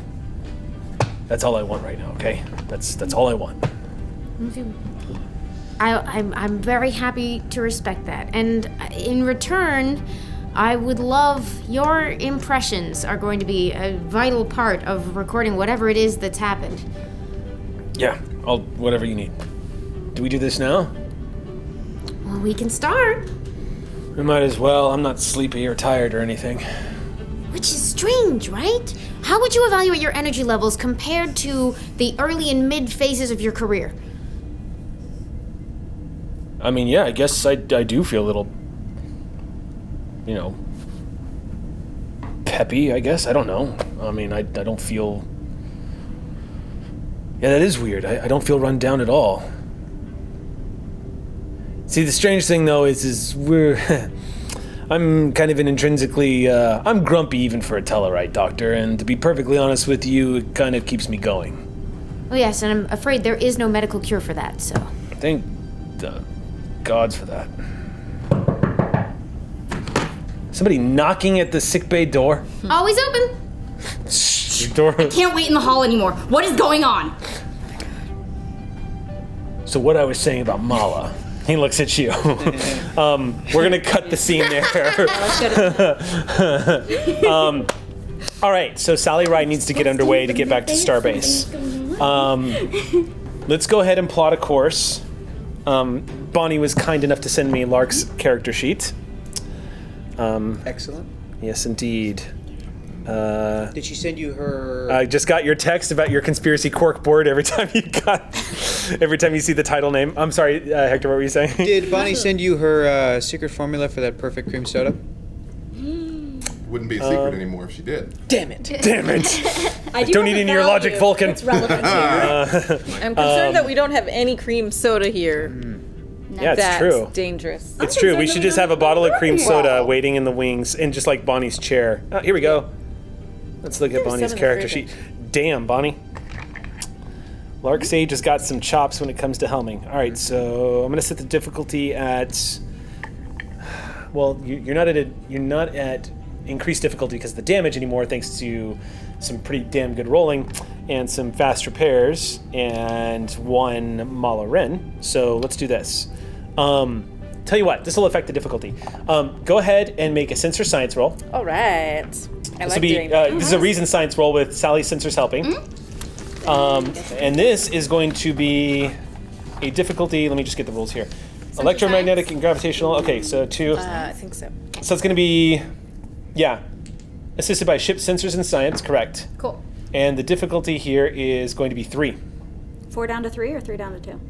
Oh, 3, thank you. 3 down to 2. Yes, thank you for the constant reminder. Nope. You figured out how to ask that question that makes it less confusing. So good. Further an adjustment to ship sensors. Okay, cool. Ooh, Tell me what you get. I got 3. I got 2. Oh, nice. Sally is ready. Would you say she's in ship shape? She's in ship shape. Did the ship just start voguing? Yeah. Sally It totally Ride. did. It's a new program that I've been working All on. right. So go ahead and gain that momentum. How much do we gain? It was difficulty 2, and you got a total of 5. 5 successes. So gain that momentum. At last. And so now Lark is going to roll to go to warp. And I guess we'll do cruising speed, warp 7. Warp 7 Sound inside. about good. Aye, Captain.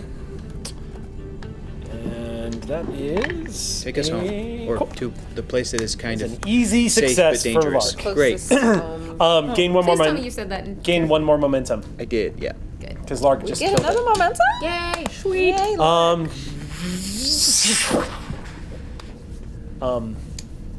You spend a little over 20. No, actually, it'd be a little more closer to 2 days. I think we established at warp 7. You guys cut to the scene where you guys arrive at Narendra Station, coming out of warp after a couple of days travel. The nacelles once again flatten out as you see the site of Narendra. Usual civilian traffic, not that much of it, but a lot of the mining vessels and some of the other civilian ships that are based here in Narendra coming and going. You distinctly, as you're coming into dock and you guys are receiving docking instructions going into maneuvering thrusters, you see the, actually, you know what, Hector, make a roll for this. I want to see if you spot this. Okay. This is going to be just make it an insight security check. I'll do insight security. Inside security, what's the difficulty? Difficulty's 1. Okay, here we go. 1 success. Well played, Captain. Well played. You see a civilian freighter that looks very familiar, belonging to one Tanya Moore, is in dock right now. I know that ship. Yep. Okay. Her ship is in dock. You guys are sliding up, and you hear the distinctive, soft sounds of Sally docking with Narendra. And you hear Starfleet personnel on the other end. Sally, you are docked. Welcome home. Thank you. Thank you, base. And Sally is put in a tractor beam, and you guys are held in place. And you are docked at Narendra. Good to be home. You hear Lark says, Captain, we're being hailed by the Admiral. On screen. Admiral comes up and says, Captain, welcome home. Thank you, Admiral. It was a little dicey out there. I trust your scans of your collapsing pulsar went well? Yes, we've got a lot of interesting data, depending on who you ask. I've got a lot of interesting data for you as well, Captain. You can report to my office for a private debriefing. Understood, Admiral. I'm on my way. Thank you. See the Starfleet logo pop up. I wanted to add that everything that happened before during that Talon was preparing a report package in case anyone did want to see the data for the collapsing star. So Yeah, we got it. And We got it. I mean, if you want, Actually, let's do that because you're going to lose a momentum right now for the change of scene. Oh, I So- know exactly what I would like it to be too. Okay. Well, what I was going to say is this is going to be a difficulty 0 roll. Okay, awesome. This will be a chance to generate momentum. The next one, or Right now. oh, right now. So go ahead and subtract 1 momentum right now because Okay. it's a new scene. Got it. But now I'm going to have you make. This is going to be an unusual roll for you, Talon. Oh, fun. Is it like presents or Present something science? crazy? This is going to be reason security. Oh, okay. What's my security? Oh, It's not too well, you bad. said reason security. Yeah, that's Reason security. Yeah. it's doable. Now I will let you apply your focuses here Yeah. because okay. they totally apply to yeah, what you're the attempting to forge. Astrophysics. Yeah. Yes. Yeah. And That's it. deception. I mean, No. ain't nobody gonna nobody is Lying. going Oh, to weird. forge science language the way a Vulcan Yes. is. Yeah. So go And ahead. I also asked Lieutenant Commander to make it extra boring, if possible. And I'm like, That's a Not- standing order. I'm like, no interest. Yeah. my response to that It was, is. that is not possible. This is a collapsing pulsar. I know, Talon, but if there's, I'm not saying that you usually use flowery language, but just in case you is- start to feel a little bit emotional, just squash that. It's one of the most Useless. spectacular sites Spectacular. in astrophysics. All right. See, that's what I'm talking about, Talon. It is Just not don't- boring. I will make my report. Just the go Go way ahead and make your roll. Difficulty Practical. 0. Oh, I want to say, it's not going to be deception though. I'm going to basically like create a report that if someone were to read it, they would say, oh yeah, that's what you saw, but we saw it from much Yes. further. I get the context. You're Yeah. like, yes, here's some information about a collapsing pulsar. Exactly. So it's not lying. Not it's a You're just not lie. like, lying. You're I omitting. can tell. Yeah, I can tell that this is data you could get from much further than we were. You're pulling a Spock. I get you. Go ahead and make your roll. All right. Difficulty is 0. Ooh. Oh, that's a 9. She does I thought it science. was still a 6. I got 3. 3. That's enough. Get that momentum. Yeah. Chunk, ka-chunk, ka-chunk. You now have very solid sensor data of a collapsing pulsar. All right. Excellent. Commander, you're with me. Let's go. Hi, sir. Let's go. Everybody else, Eddie's, whatever. Okay. Jeez, So the crew's allowed to disembark at this point. Everybody. The first thing you notice is when you guys are all disembarking from the Sally Ride onto Narendra Station, there's a lot more energy at the station. And you kind see a of lot energy? more Starfleet personnel moving around. Okay. And a lot more activity in the bar area. It's difficult to describe, but it doesn't seem as somber or as locked down as it was when you left days ago. Okay. Walking into the Admiral's office, you see the yeoman stand up at the desk and say, "Oh, Captain, she's waiting for you." Admiral, the Captain, Rafael Martinez of the USS Sally Ride and his first officer are here. Show them in. She'll see you now. Thank you. It opens. You see the Admiral in her office. There is no Klingon general. And as you walk in, she goes, "Captain." She drops the data pad, stands up and says, "How are you? How's the Sally Ride? It could have been worse. I trust the mission was accomplished. It was. And our assets?" Relocating but safe. As What's far the as we know, butcher's bill, undiscovered. Captain? As far as we know, undiscovered. Say that again? What's the butcher's bill? I'm sorry, the what? The butcher's bill. I believe it was 16 souls that lost. 40 that were plus lost. wounded, yeah. 49. Yeah. She nods and she's like, "The thing I hate most about my job is having to order people who have no business in a battle into battle, Captain." Tell me that they are not in vain, Admiral. What's the update? I'm about to give you some news, but I want you to keep it in context because the truth of the matter is it wasn't in vain, Captain. If things had gone down the way I was anticipating them going down, you're not going to believe this. She hands you a data pad. The data pad reads in a Starfleet report that was just received by Narendra Station. Apparently, senior staff stationed at Deep Space Nine staged a covert operation into Klingon territory and saved the life of Chancellor Gowron, From whom? a changeling. Get the fuck out. A changeling? Is what the report says. Apparently, A changeling disguising itself as a as Klingon? General Martok, Martok. His aide. his first in command, his right-hand man. Oh, man. As a result of the action that was successful, Chancellor Gowron has called for a ceasefire between the Federation and the Klingon Empire. There is no treaty, but a ceasefire has been called. What's the next step? What has both sides said? What has the Federation said? What has the Empire said? We have communications with Starfleet again, Captain. We've been allowed to speak to home base. We're talking to Starbase 1. I've been in constant contact with both the Fleet Admiral and with the President. What's the fate of the Changeling? Is it in custody? Changeling was killed, apparently. But this is further evidence of Dominion aggression, so now people are more convinced than ever. It makes sense. Attitudes on Narendra has changed significantly. A lot of the Klingons here on Narendra are hungry for a fight, but they're not directing their aggression towards us as much as they were. But it's still a tense situation here, Captain. It's the Changelings now, right? The Dominion. Kargan is still a problem. Okay. So let's talk. And she motions for you both to sit down. And we have to go on break because it's 5:30. So we're going to take a 10-minute break. Yes.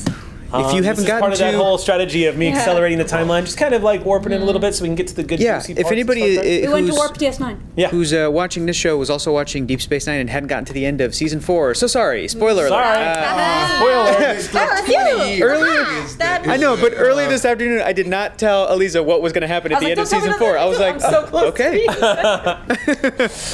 Sorry. How long has it been off the air? The know. statute of limitations is up. DS9 is it's a old great enough moment. right now. Yeah. It's a great moment. Does anybody else just want a series of Hector responding to current events in Star Trek My now? God. My new favorite YouTube series? So we'll be back in 10 minutes. Stay tuned, and we'll see you here in just a bit. And welcome back I to just Shield thought it was Smart, a everybody. And Really Matt, what the fuck are you smart doing use here? of vibranium. Yeah, I totally What are you agree. doing here, Matt? Absolutely. We were talking about Black Panther. Well, it- Wednesday- And I'm looking through the Wednesday captain's Club notes. is on Wednesdays, dude. No, I know, but we didn't really get to talk about Get out. Black Panther this Get Wednesday. out. Dude, sorry, You're not sorry, supposed to be sorry. here. Get out. But I have 7 more things to No, say. Wednesday Wait, Club I is have a on lot of Wednesdays. questions. No. I've got a lot of questions. Get out here, Matt. Get. Matt, you will rue the day. Right. Fucking God. You know, Sorry for ruining immersion, everybody. No, it's cool. Just run right. He knew that wasn't going to lead anywhere. Why did you go that way? It's like, so it comes in high, boom, and then you roll here. No, you don't go here, and then boom. That's it. So Wait, but there it's it is. right over left, though. Yep. Thank you. Right over left. There you go. Yeah. There you go. Still not convinced I'm allowed to do that. You are absolutely you've been validated and verified. Yes, absolutely. Not only are you allowed, that has now been gift. Are you a war dog? I mean, as soon as they're taking applications. She's got the blue on the outside. It's good. Yeah. There it is. There it is. All right. So let's jump back in. So the crew of the Sally Ride has disembarked on Narendra Station, and you have been given some pretty hefty news that there is now a ceasefire between the Klingon Empire and the Federation. This has also come under the news that you are now back in contact with Starfleet for the first time in months. Starfleet is relieved to hear that you arrived at Narendra safe. There was a lot of people back at headquarters that were pretty convinced that the Sally was very likely lost. You guys were in mid-transit when the war broke out, so they were expecting y'all to have been hunted down and destroyed. So there is significant amount of relief coming from Starfleet HQ that you guys are arrived in Narendra and you're doing fine. The atmosphere on Narendra Station in just the past few hours is completely different than what you arrived with. As I was saying before, one thing that the crew is starting to notice is there is a lot of activity. People are leaving their quarters more often, and the Klingon Federation embassy that's located in the promenade area is actually once again open, and you're seeing both sides engaging each other once more. There's still tension on the station. People are still kind of being a little edgy, but for the most part, there's not an aura of fear. People aren't waiting for the powder keg to go off anymore. And some have just decided to pretend, oh, it's over then. We can just go back to our lives, and have kind of pushed forward in doing that. the Ferengi merchant who's located here on the Ranger Station is one of the people who is just, yeah, business is like booming again. War is usually good for business when it comes to Ferengi, but not when you're in a backwater nowhere. Yeah. When In the immortal the station is on lockdown. In the immortal words of Quark, war, what is it good for? If you ask me, absolutely nothing. Say it again. That's right. But as I recall, Rule 34 is it, of acquisition states that war is good for business, although Rule 35 does state that peace is good for business. Mm-hmm. Yep. That could be the other way. Chat, give me the numbers. So, so it's been a few hours since Sally's docked. You guys were debriefed. The Admiral basically told you the situation, that the Klingon Empire has called for the ceasefire. Hostilities have immediately stopped between both sides. Both sides are kind of reeling from the revelation that General Martok was a changeling. That level of security breach has rattled the foundations of the Klingon Empire. And there are a few more people who are a little angry with Gowron right now. There's a lot of people waiting to see what the Klingon High Council does next. But right now, war has stopped. The fighting that's been taking place, you guys have been hearing reports coming in. There have been a lot of Federation casualties. And it turns out the Klingon Empire has launched attacks against a few Federation colonies, killing hundreds of Federation officers. There have been ground wars and space battles. There have been ship-to-ship combat has been pretty vicious. The Klingons, who have been sitting, who've mostly been fighting each other for the past couple of decades, basically leapt at the opportunity to bloody the Federation's nose and enjoyed it, from the sounds of it. So with war coming to a but nothing has shocked the Klingon Empire out of its bloodlust like finding out that General Martok was a damn changeling. And now, according to news reports and Federation news reports that are coming in, there's a growing call for people to start bucking up because the Dominion is very much, it's become very clear to everybody the Dominion is a serious threat that's beginning to rise in the Alpha Quadrant. Jake Sisko's doing some excellent reporting from the front. Yes, that's a great episode. That was a great episode. That was a hard episode. That episode of DS9 is when you could see, okay, when you go back and watch it again, you're like, yeah, I can see where the writers of Battlestar Galactica came from. Like, you're like, I see where they were going with this. In fact, Ron Moore actually said that. He's like, I wanted to do these things, but I can't do that with Star Trek because of Star Trek. So that's one of the reasons why he went BSG. Let's make things worse. Yeah. And then worse. And then worse. With a side of worse. But what if also it But broke not your heart? Walking Dead bad. Yes. Just definitely. Yes. okay. So what the Sally Ride has now, what you've discovered too, is upon hearing with Sally Ride coming back into port with damage, you guys don't get scrutinized like you were expecting. Klingon repaired. They don't have the authority right now to come and inspect your ship. Yes. Because authority. right now, Narendra Station is considered neutral ground. It's like I said, it's not a powder keg. So right now, the Admiral has been given control of all of her assets again, to not endanger the ceasefire by order of Chancellor Gowron himself. I imagine because that office didn't have a Klingon in it, nor was it bugged apparently. So like, man, things changed. Things changed. The Admiral seems to be on top of it.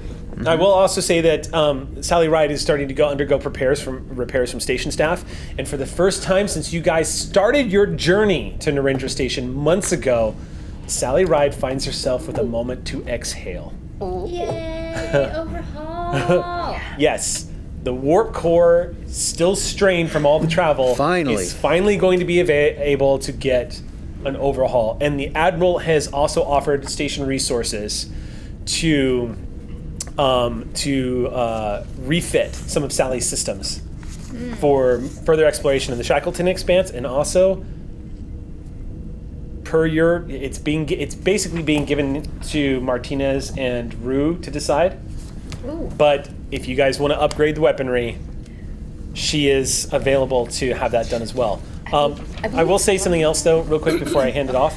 The updates right now is that with this ceasefire, Narendra Station is suddenly in a better position to provide resources to Strethia. Yay! That's what I was. That's Yeah. great. That was what this was. But yeah. It's like, can I get the equipment I need now? It's gonna take a spell because everyone's basically reorganizing the Yeah. station at this point. But now Narendra is in a better position to actually provide resources and to replicate technology for Strethia. Yay! And the Klingons are actually kind of interested. I would say the Klingons are expressing a keen interest in more of the Romulan activity and less in the Federation activity. Well, Eric, I will say that science forbid this thing gets even worse and we have to keep fighting the Klingons, but I think it would be foolish not to upgrade our weapon systems just in case we run into Romulans, or honestly, the most important threat is the Dominion. And I don't know when and if that's going to happen and how that's going to resolve. So we will upgrade the weapons as well. The Admiral would probably say that's good. Even though you guys are far from where the Dominion, that conflict is happening. We might get called into battle or something. If they could be sitting next to Gowron at his table, let's assume that we should probably be ready for the Dominion out here. So, there is that. Ensign Sage has requested a few days of shore leave. Granted. But I've got my eye on her. Okay. She quiet today. Yeah. You're too quiet. Well, I haven't heard any snorts. Yeah. So as people are literally packing up their duffel bags and disembarking from the Sally Ride because she's about to go undergo an overhaul. So as people are disembarking onto Narendra Station and settling into new quarters there, you are in your ready room. I imagine packing your own duffel bag in case. No, I'm staying on the ship. You're gonna stay on the ship? Okay. Yeah. My quarters are here. Okay. Yes. You hear a chirp at your door. Come in. And you see Ensign Lark Sage walk through the door. She steps out and says, "Captain." Ensign? If it's all right, given everything that's happened, Captain, I think I'd like, if it's okay, maybe a couple of days of shore leave. I mean, I know we're all here for the overhaul, and I kind of wanted to just take in everything that's happened, if that's okay. Of course. Granted, yeah. Also, Captain, the commander hasn't said anything about me, have they? Commander Rue? Is that who you're talking about? Yeah. Nothing out of the ordinary. Why? Oh, nothing. I was just wondering. Is there something you wanted to share? I just haven't talked to them in a while, and I thought maybe something was wrong, but it could be misperceiving things. I don't know. You know how sometimes I just get worried. Yeah. Okay. Well, thank you, Captain. And she walks out. Ensign, before you pauses, yes? Leave, do me a favor. Just get some rest, if you can. Oh, yes, Captain. We still have work to do, and we still have to talk about the thing that happened and figure that out, so. Yeah. Okay. Just come back refreshed and get some rest. Thank you, Captain. And also, let me know how Lynn Zadis is doing. When you say that, she reacts almost like you just uncovered her plot, kind of like, and she just goes, "Oh, sure, yes, sir." Okay. It's like she's here. It's uncanny. And she The frog, none walks of my out. business. Yeah. I did. Okay. Okay. That's pretty good. That'll be a gift momentarily. Yeah. It's not easy being captain. All right, so we will cut to essentially the promenade, the bar area. The promenade, which is now here in Narendra, it doesn't actually officially have a name yet. Right now, it's just the bar, and everyone is just calling it that, even though it represents more of a large restaurant. It's not like Quark's, where it's just like a couple of tables and a bar area, but it's more of just like a big meeting area that has a large number of tables and some like couch areas that kind of look out over the expanse through the large windows, and then a serving area. Is the station multi-level? Oh yeah. Is it on like an upper level or a lower level? The let me pull out the map. Because our friends at Modifius were kind enough to give me an advanced look at their blueprints for Narendra. Roll initiative. I'm curious. When the map comes out, death is near. I want to see if they set the bar high. Apparently not high enough. Hey, somebody's got a pun when Darren DePaul is not around. You know what I mean? That has to be kept going. I know it hurts. That one wounded. That one wounded. Yeah. Right. I need you wanna everybody spend on this momentum to side avoid of the injury? gaming table to take 5 points of stress damage from the pun. Yep. Let me guess. I used to be Commander Oh, Gun Punch, now I guess. It's near there. Okay, give me 1 second, guys. Gotta pull this up. I was making a joke earlier about being an organized GM. Uh-oh. Is there a dungeon There's on a this space Starbase? dungeon. Yeah. That's right. I need everyone to roll for initiative. There's something you haven't heard in a It while. was way ahead of you. There it okay. is. Yeah. It's a trap. Promenade.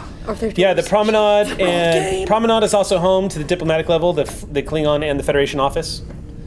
It's on the main concourse here is it is just huge windows that go around and again, Narendra very much looks like, I'll just give you, you're not gonna be able to see it too well from here, but it gives you kind of like it's like a half starbase basically. Think of it like that.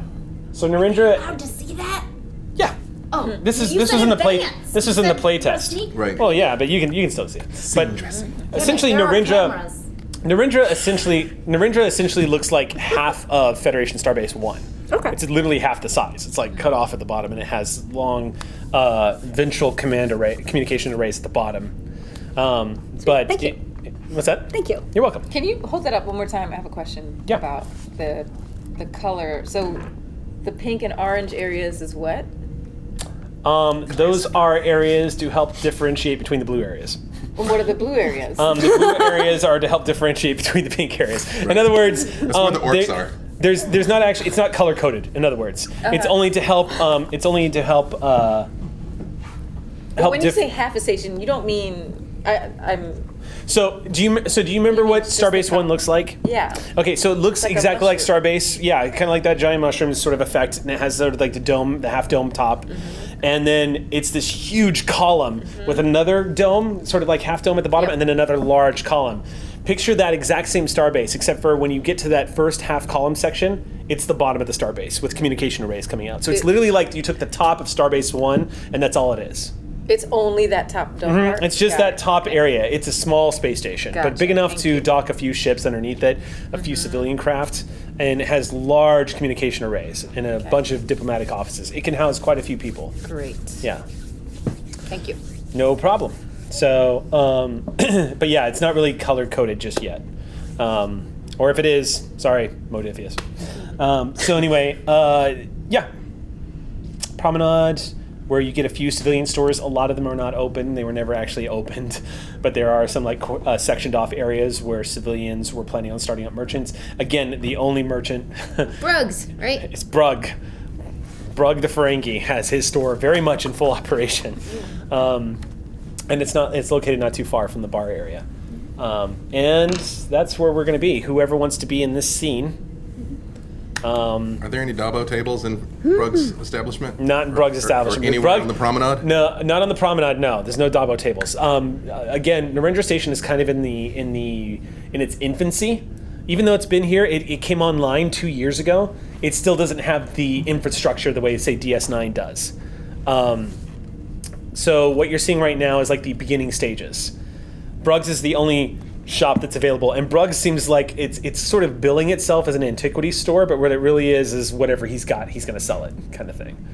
And then, yeah, large open tables. There are like gaming areas, however, like holographic. You remember that? That it's great because it's the 80s, but like in Star Trek 3, how Bones walks into that bar and he sees sort of like the holographic airplanes fighting as people are playing. There's like little side games like that off on the side. There's of course the 3-tiered chess tables are all set up. Lots of holographic game equipment, stuff like that for recreation that has not been in use for quite some time is now being used again, and drinks are kind of, it looks like the wait staff is here again. Things are moving. There's a life to the station once more. And who would like to be in this scene? Go ahead and let me know. No, you're here to watch, dude. You're not actually. Oh, okay. I'll be watching in the back of the scene. I'm doing it cool. Sometimes it feels like. All right. Yeah. All right. Cool. So we're gonna say that senior staff, you guys have kind of gathered at your own table and you're kind of decompressing at this point. Enjoying. It's the first time in a long time you guys have sat down socially and not had to talk about impending threats or rescuing people at the bottom of an ocean or anything else like that. There is, of course, as you're all sitting there with your drinks being delivered to your table, there is, of course, that cloud that's kind of, no one's talked about the experience you have all had yet. There has not been a group discussion. It kind of lingers. You're all sitting there quietly as one of the servers is placing drinks down at your table. And it's a little surreal to be here on the station and seeing life and hearing laughter, hearing a Klingon laugh far away, hearing some more discussion from a few other alien races that have made it out here, but hearing lots of Federation chatter and stuff like that going around. It's almost like it's you forgot what it felt like to be in a situation where it didn't feel like you were under the gun. And here you are kind of like, okay. And after a few moments pass, you're all sitting there quietly wondering who's going to talk first when a figure in the corner of your eyes begins to approach, and walking up to your table is a man in black. No. Probably the biggest trill you've ever seen, wearing a fairly nondescript like navy blue jumpsuit. And I walk up and step over the nearest chair and sit down and say, "The Riker maneuver! Collapsing pulsars, huh?" Yes. I'm also a pulsar enthusiast. Yeah, right. I'm an expert on that. Kunert, Fork and Kunert. Apologies. We're just a little rattled. I'm Apollo, were you all in the middle of something? I can come back. No. We were I just cleaned out some Klingons, and I figured I should get out of there. And this seemed like a good place to be. So. Sorry, you just what? Some Klingons? I take out a roll of whatever the local currency is. It's almost like when he pulls that out, it's almost like on cue. You watch a group of Klingons walking away, and one's eyeing you, and you see the other one kind of pulling him. I just go. Tomorrow. I won't spend it. Tomorrow. They move off. Is it Gold Press Latinum here? Huh? Is it Latinum here? Yeah, we'll say it's, okay, yeah. Right. Hard to make it rain with Latinum. Yeah. Right. You can do it. Easy to Like, make just it make hail, sure you're not but- doing it to somebody. I can make it hail. Yeah. Make it hail, Make it Latinum, yeah. flunk. So, Rue has been not sitting, but standing against the wall next to the table. Okay. Because sitting involves much too much relaxation. Okay. And when this man walks up and Riker's in, they just kind of look and sort of actually move off the wall and onto their crutches and just... I'm so sorry. What did you say your name was again? Kunert. Fork and Kunert. Forkin. Yeah, Fork and Kunert. Forkin. Named after a legendary Earthling of the early 21st century. A technician? Friend of mankind. Fork and A Kunert. legendary human. Yes. Oh, human. I think you said airplane. I was like, that's not what I thought it was. a legendary airplane. And maybe an airplane in the 22nd century. Allow me to introduce everybody. I'm Captain Rafael Martinez of the USS Sally Ride. This is my first officer, Commander Janil Rue. Lieutenant Commander Talan here. This is our head of medical, Dr. Throlo Shishiros, and our chief engineer, Mala Ren. I reach in my waistcoat and I pull out a small flask and I say, Saurian whiskey. I was told you like that. Or need it for something. I don't know. Yeah. I'm sorry, do we know you? Do we know, Can I interject and just say that I'm Lieutenant Commander Jiv? Oh, right, sorry, Chef. You like the whiskey. There you Sets go. it down. Right. He looks at you, and then he glances at you, and he's like, yeah. It's fine. Yeah, so pulsars. It's fine. Pleasure to meet you, Mr. Kuhn. Hi. What brings you to Narendra? I am a civilian scientist. who was brought out to monitor the same situation that you all were dispatched to observe. Fantastic. The collapsing pulsar? The collapsing pulsar, which I thoroughly look forward to reading your report. Talon? Yes. Yes, sorry. Please correct me if I mispronounce. Yes. I will. And Rue, if I may say, big fan of your work. I've admired your career with some interest. I feel like we've met. Mokbara exhibition? I think it's further back than that, yeah, but Andorian knife fighting? maybe once or twice. Yeah. G combat training? I've done some of that, but it's been some time, yeah. Phaser rifle shooting match. Judo tournament? Further back. Improvised weapons seminar? Well, Kung fu fighting? everybody was, yes. Wait, was this in Couldn't Starfleet or was resist this? that, could you? Of course not. Absolutely not. Not resist. Was this before Starfleet? I think we go further back to the homeworld. Much further back to the homeworld. I mean, I'm a colony kid myself. I wasn't on Trillius Prime except when I was Yeah.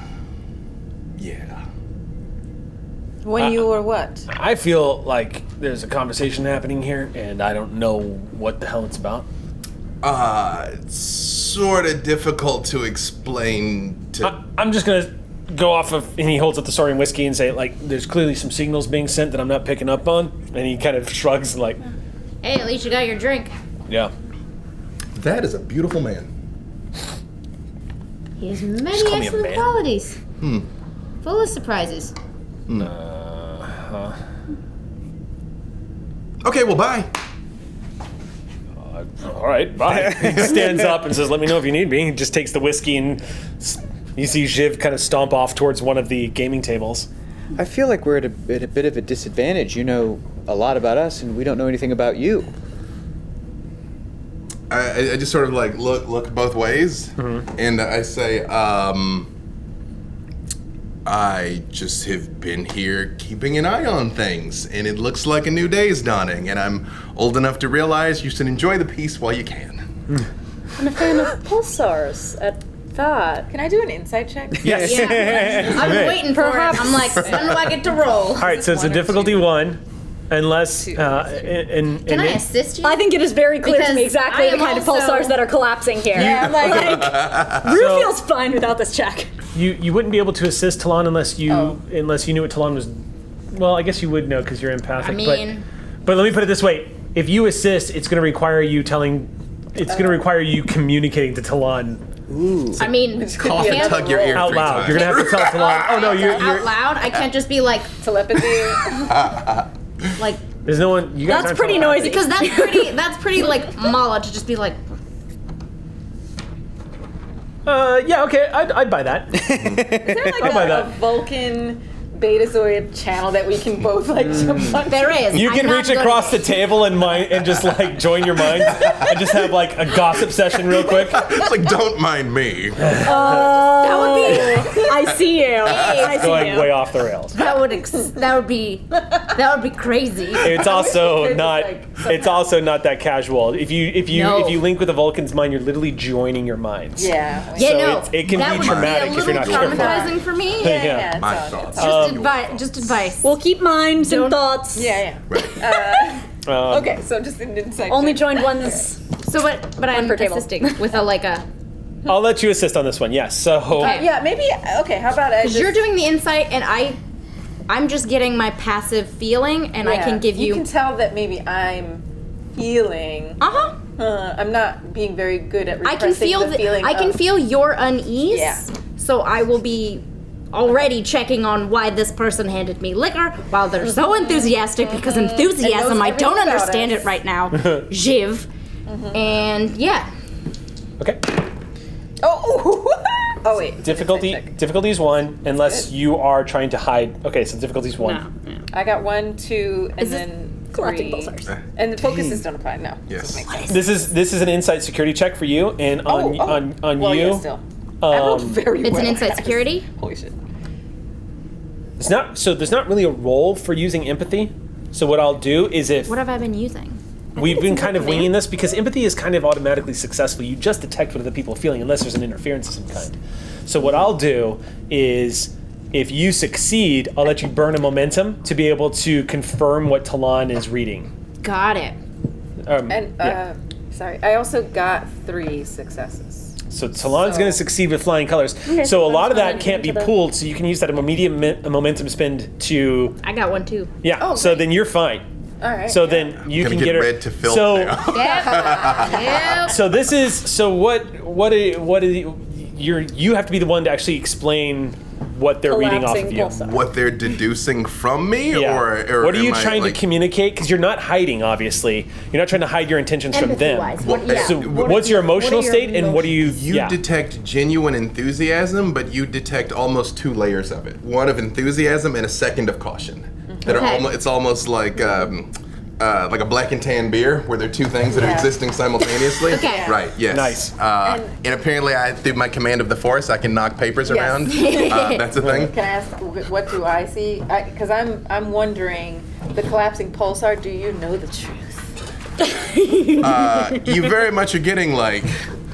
So pulsars, Pulsars, huh? Okay. Yeah, Collapsing like it's- pulsar, fan of Rue's work. Right, Definitely a fan of Rue's work on there's collapsing not much pulsars. subtle. And when I see you guys staring at me, I say, I was sent here to monitor that section of space, and I was the one that flagged maybe there were collapsing pulsars out there that were worth investigating. Yes. Are you interested in looking at some of the data from that pulsar back on our ship? Absolutely, I would deeply enjoy that. Yes, as a civilian, I don't really have access to Starfleet equipment, so that would be that would be a really great Naturally, thing to as a civilian. to get to do. Yes. Well, with permission from my commanding officers, I would be glad to share that report with you. Excellent, excellent. Is there anything I can help you all with here on Narendra? Yeah, you can pick up the tab for us. Well, I sort of promised this Klingon he could win his Latinum back tomorrow, but he's gonna lose again. It's fine. Yeah, right. This is all on me. Sure. Yeah. If you're picking this up, Actually, then it's all on the Empire. You know, and when I say that, I yell out "Kapla!" like smile at any A couple of Walking Federation around. officers look in your direction, and a couple of Klingons look in your direction, but you don't hear an echo of Kapla coming back at you. maybe we should Plow back Sort of to this ship. awkward Right. no reply. let's continue this discussion Right. maybe back on our ship. We can give you a tour. I'm sure that you'd love to see a very impressive science vessel, the Sally Ride. I'm sure you know all about her. So why don't we head back? It's been quite some time since I was on board a science vessel. By the way, he looks like he's maybe 40, by the way. Like late 30s, early 40s. Okay. I can confirm that your character has probably never been on an Intrepid class before. They're one of the new ships of the line coming out. Your last science vessel was probably a Nebula class, which is still a very advanced science vessel with an impressive sensor suite. But Intrepid class is deep space exploration, things that Nebula is more of a floating research vessel. Typically, Intrepid classes are good for deep space research. We were out there before it was cool. Yeah, that's fine. Yeah, no problem. Yeah. All right. Shipster. Well, that was a quick bar scene. What's up? Well, as we're walking, I want to ask him some questions. Okay. Yeah, I'm gonna grab Jib. Jib, let's go. We're going. Shiv is- Come on. Oh. Put it down. Put it down. I do sort of fall in next to Rue. Jiv, knowing full well that alcohol cannot be consumed on the ship by order of the commander, just downing proceeds to down the entire flask of Saurian whiskey. Yep. Which normally would, as Bones once said, could make a humanoid blind. Just drinks the whole thing. When I see him pounded like that, I'm like, oh, that stuff's hard to get.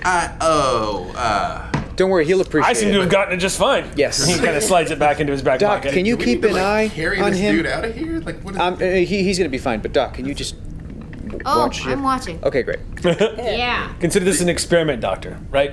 Hey, Let's You go. have maybe I This is up metabolized for it. First moment that Root feels notices drunk. all of this. They've actually been so focused Yeah. Cooner that they just sort of waved off the whiskey thing. Yeah, that's true. Yeah. You have Like literally lovely just antenna, by the way. Those are magnificent. Thank you. Like a Like your Do you have spots? I do have spots. Okay, just checking. I like your spots. I'm like, I think your antennae are much more useful than my spots. No one's complimenting me. Right. Well, No one's going to compliment me. I already said you're beautiful. You're a little needy for a Tellarite. For a Tellarite. Maybe add that to your scans. I'll note it down. What's your area of research, Mr. Cooner? Deep space, pulsars, collapsing pulsars specifically, yes. Is this conversation happening while y'all are walking Yes, back while to we're Sally, walking, right? yes. Is everybody going back to the Sally? Yes. Yeah. A lot of deep space monitoring. Chief. Okay. Sorry, Chief. Let's go. Can I have a drink first before I have to go back on the ship? We'll have a drink later. Don't worry, we're not gonna fly off somewhere. Come on, let's go. If I hear her say that, I do like slip a latinum out, and I'm like, don't let the Klingons see. Okay. What is going on? I don't know, Chief, but just get a drink and down it and let's go. Okay, I'll catch up. All right. All right. Sorry, as you were saying, Dr. Cooner? I'm picturing you guys walking like a group trying to stay together at Comic-Con. And just kind of like, So up at the front would be yeah. These two, probably. Every now and then having to stop to make sure. And then two different flavors of get out of our way, picking for the rest of the group. Yeah.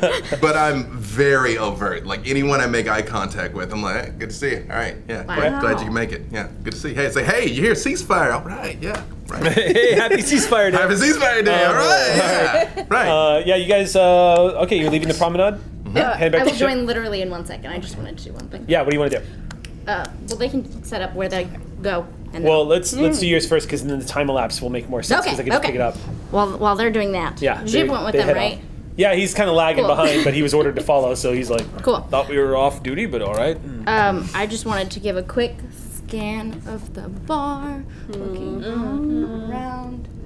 And then I go up to the bartender and You see a Saurian sitting there just wiping down the bar and looks up and he says, hello?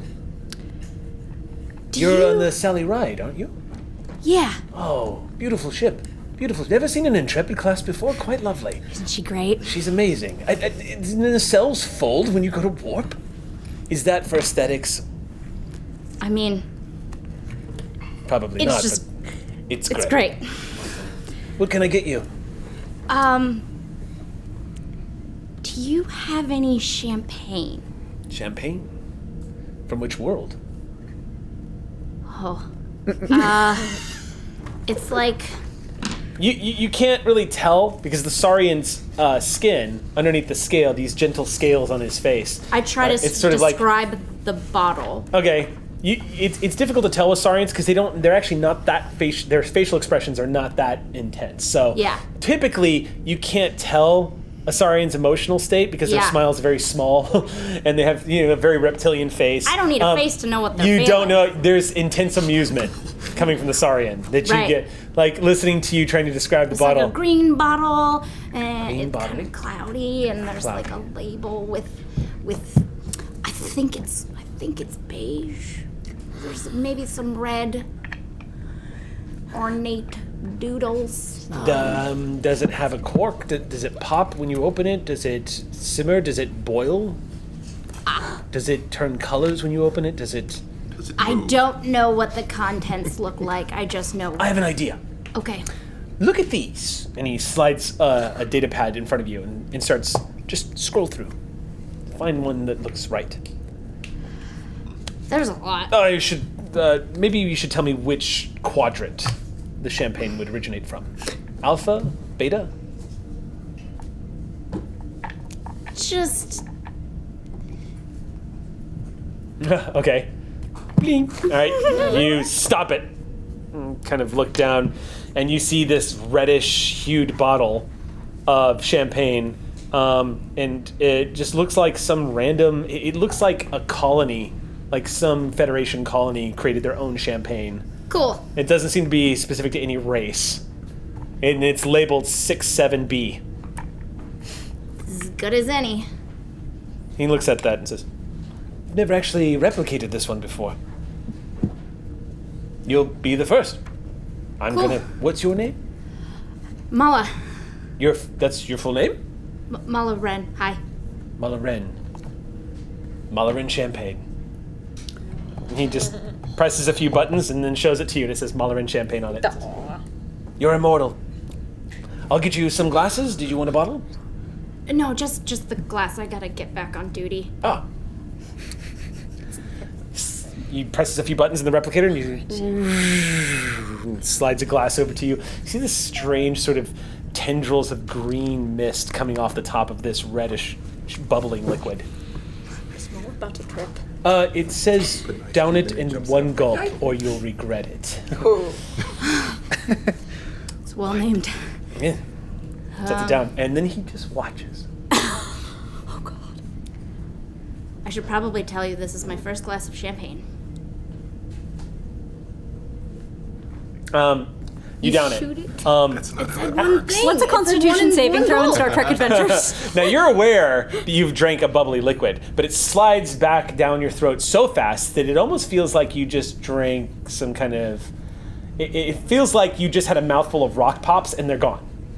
And so you stop for a second, and you feel warmth begin to spread through all of your body.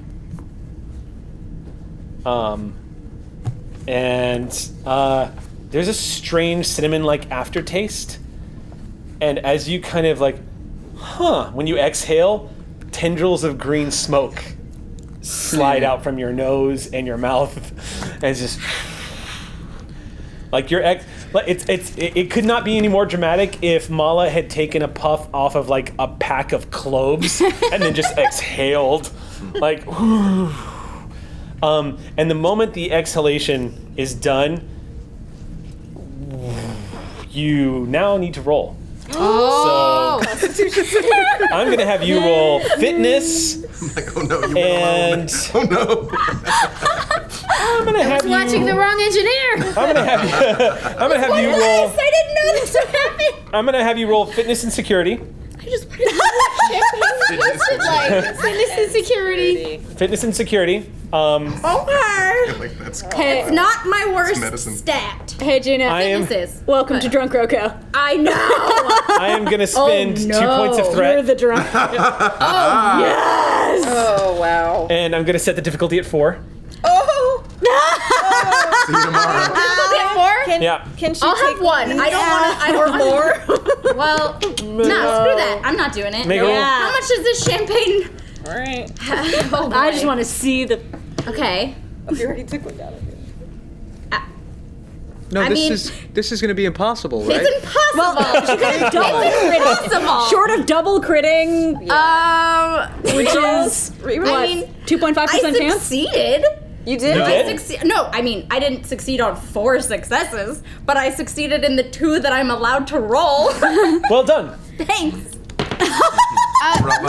can I throw something to the crew here? Yeah. And we may or may not want to do this, and you may or may not kill us.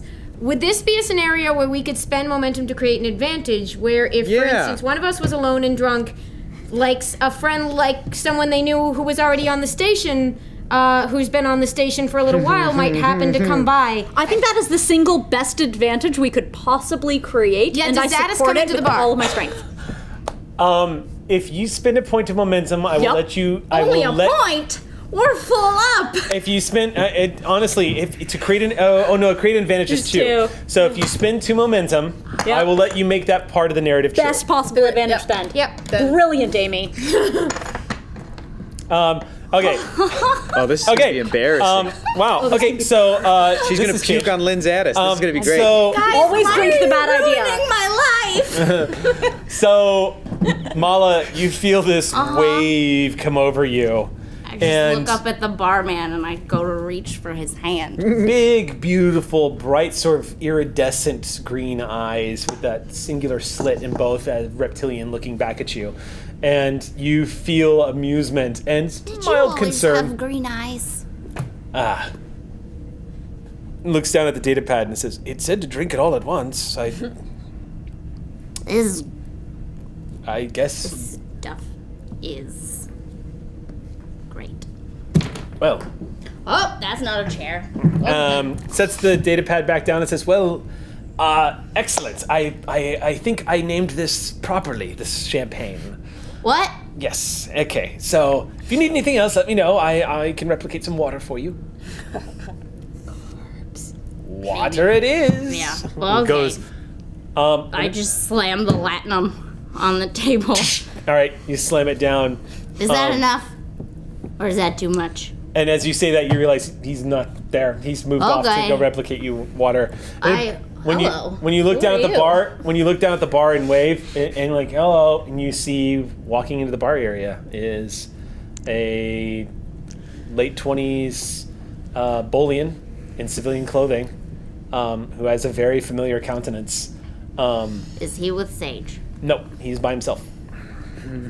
He walks in, and doesn't seem to be. He doesn't make eye contact with anybody. He just kind of walks in, and moves over to one of the wall replicators, and you see a server talking to him for a second as he was about to use the wall replicator, and then kind of pulls back, and the server says a few things to him, and then the server replicates something for him. Oh. And he sits down at one of the chairs and one of these couches that's kind of facing out into space, and he sits down and just by himself. No one's coming near him, and he sits down, sipping his drink.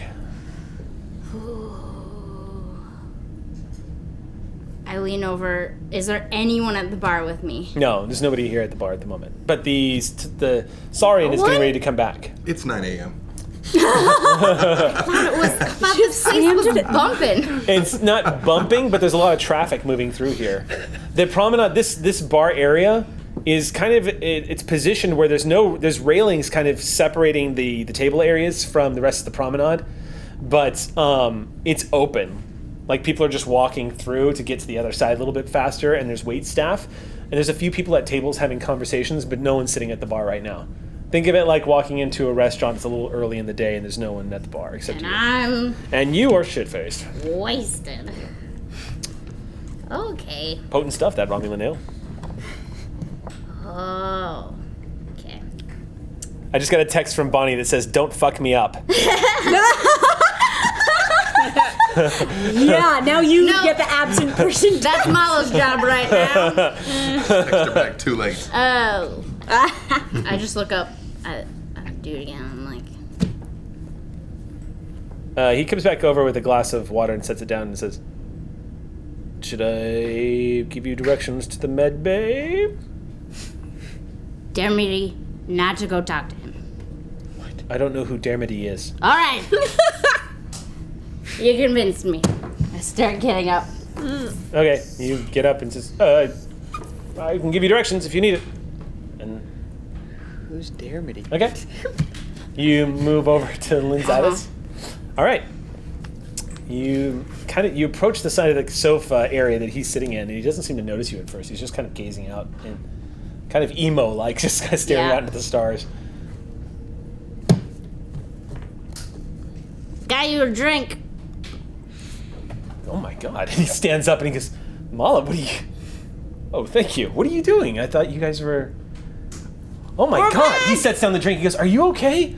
What happened? Is everybody okay?" I had my first glass of champagne. I tried to find the bottle. You know the bottle, the one we're not supposed to talk about, cause. Oh. Is everything okay with those things? Everything's fine. We got shot at. It was a whole thing. He looks around and is like, maybe don't say that. What? Keep your voice down, like. Isn't my voice down? No, you're shouting. No. Okay. You're shouting. Okay, I'll whisper. How's that? That's not shouting. Okay. Yeah. Do you want to sit down? I would love to sit down. Yeah, sit down. Please take a seat. Thank you. Thank you for my water. Can I get you anything? Oh. No. Okay. How are you? How you been? I mean, I've been worried sick about you guys. Yeah, no. Definitely missed you a ton. Yeah, I'm really sorry I couldn't go with you guys. But Hey, shh. No. No one blames you. You're fine. no one's angry at me? No. I'm maybe. But No, it's you don't have to explain anything, especially to me. You're fine. I get it. I get it. Why are there two of you?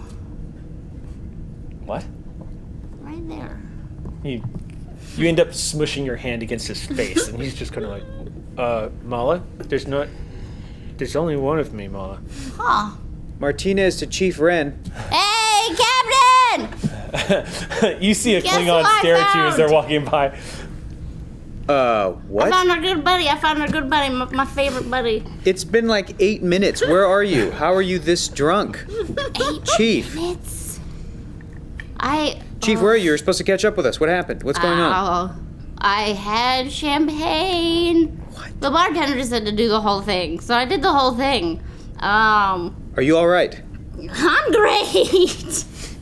Okay, well, I guess join us when you can, but you're free to stay there at the bar if you'd rather do that. Oh no! I'll be there. I'll be there as soon as the room starts spinning. Dr. Shishiros. Okay, I'll catch up to you guys. Shiv goes, the room's not going to stop spinning. This whole station rotates. Yeah, I don't think that's what you meant. Okay, Doc, could you go check and... Thank you. Okay. And you guys proceed towards the Sally ride. Man, I've been there. Yeah. All right, so... Yeah. So you're Scoot sitting closer. with Shiv. Yeah, okay. How you been?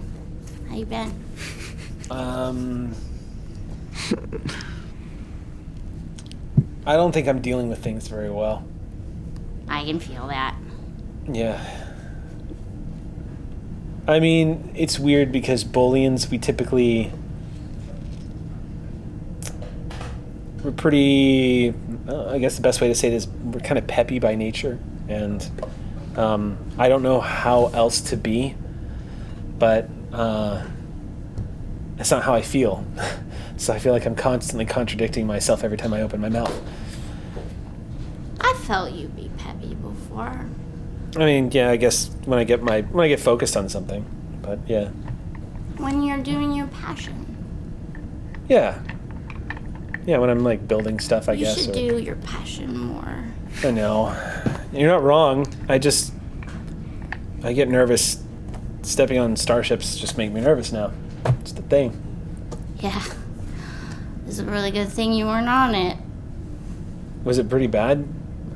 Did we lose people? Can we talk about... Maybe we shouldn't talk about this. He kind of looks around and says, I'm sorry, I shouldn't bring this up. Is everyone okay, though?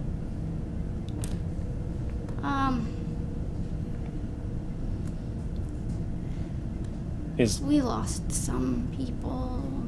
He says, is Lark okay?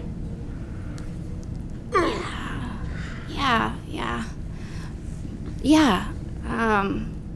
I wasn't really nice to her when I left the ship. Yeah, she was pretty broken up about it. Yeah. She, what? It's none of my business, but I'm gonna be nosy. Did you talk to her? I mean, she wanted to work in engineering. Oh, you mean talk to her? Yeah. Oh, no. That one. No, That one. Because she looked really sad. You know, this whole thing has made me really think about, it's really made me wonder if I actually,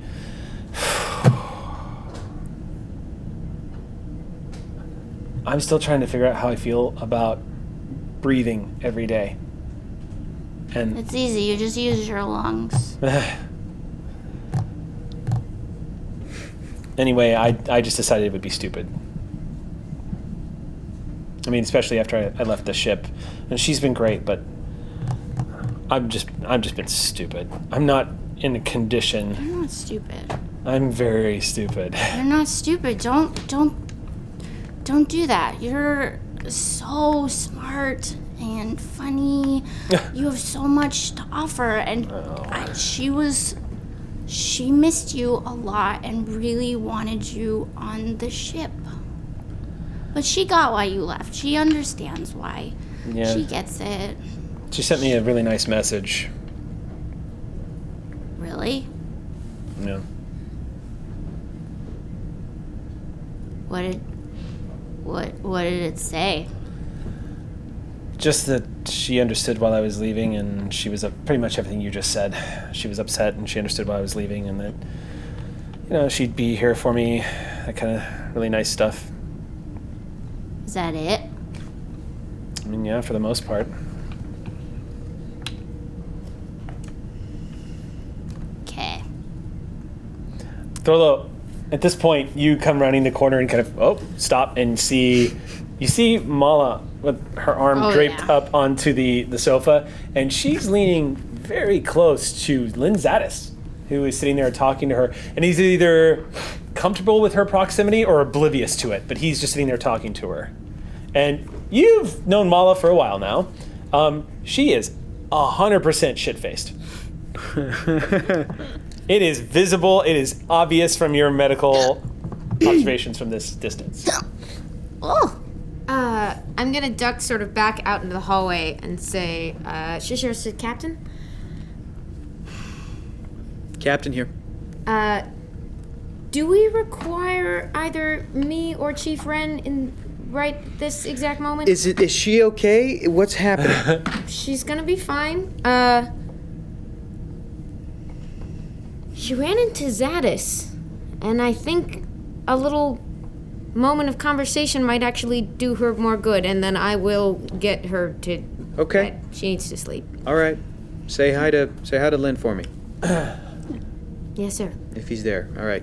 So we're gonna, as this scene is playing out, we're gonna cut to the Sally Ride as you guys walk onto the bridge and enter the meeting room. So that was the bridge. This is the meeting room. When we walk onto the bridge, I stop for a second and I'm just like, Completely different layout. Now the Nebula class, a few of the revisions to the Nebula class does have that center chair, and then a very small area for the bridge. The Intrepid class has the chairs in the middle and also has that railing, but you see, just like Voyager. Interestingly enough, though, no stairs on the bridge section. You see, very similar to the Galaxy class, ramps going up and around for some very comfortable transitions from upper to lower deck, and then of course the view screen. This place has multiple science stations, and judging from the L cars that you're seeing all around you, this is the most advanced starship you've ever stepped foot on in the Federation.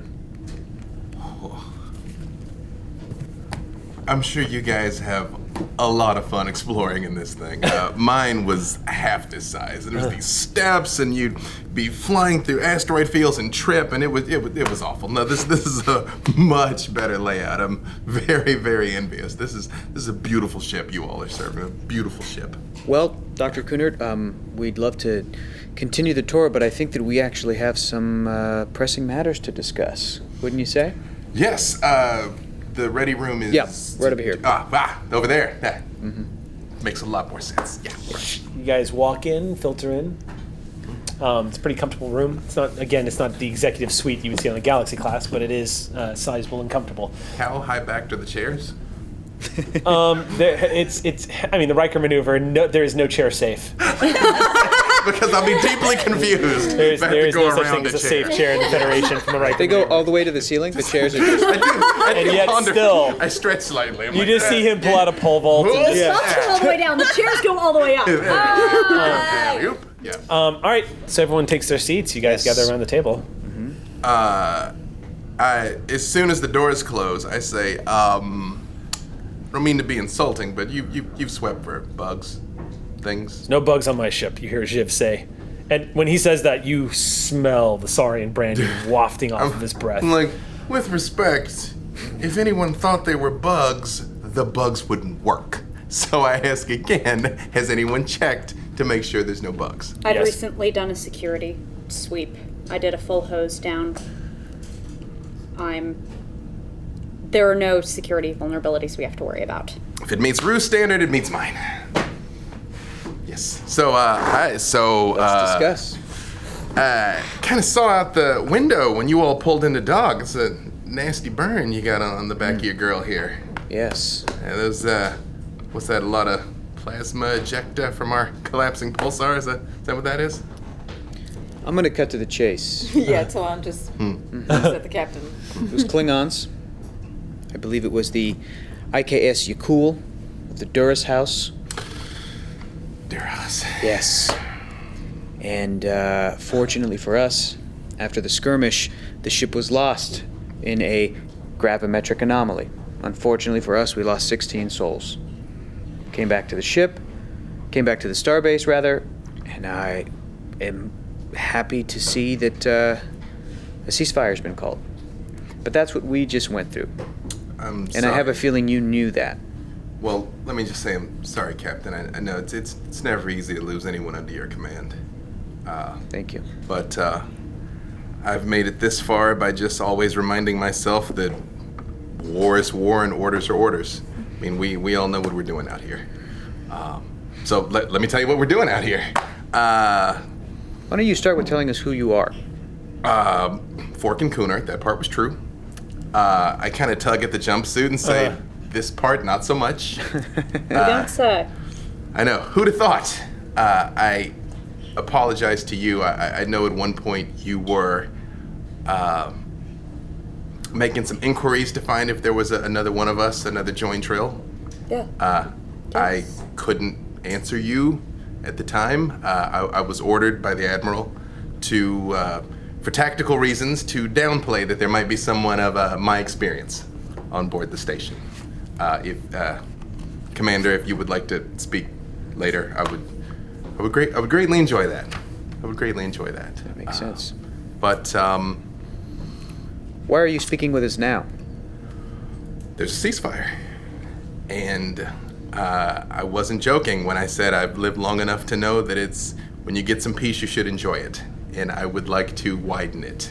And if that can be helped by being a little more overt, then I feel like it's all in all of our best interest to sort of put our cards on the table, as it were.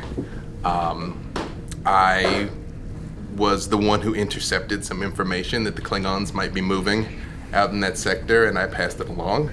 I feel like at the end of the day, I'm just a link in the chain also.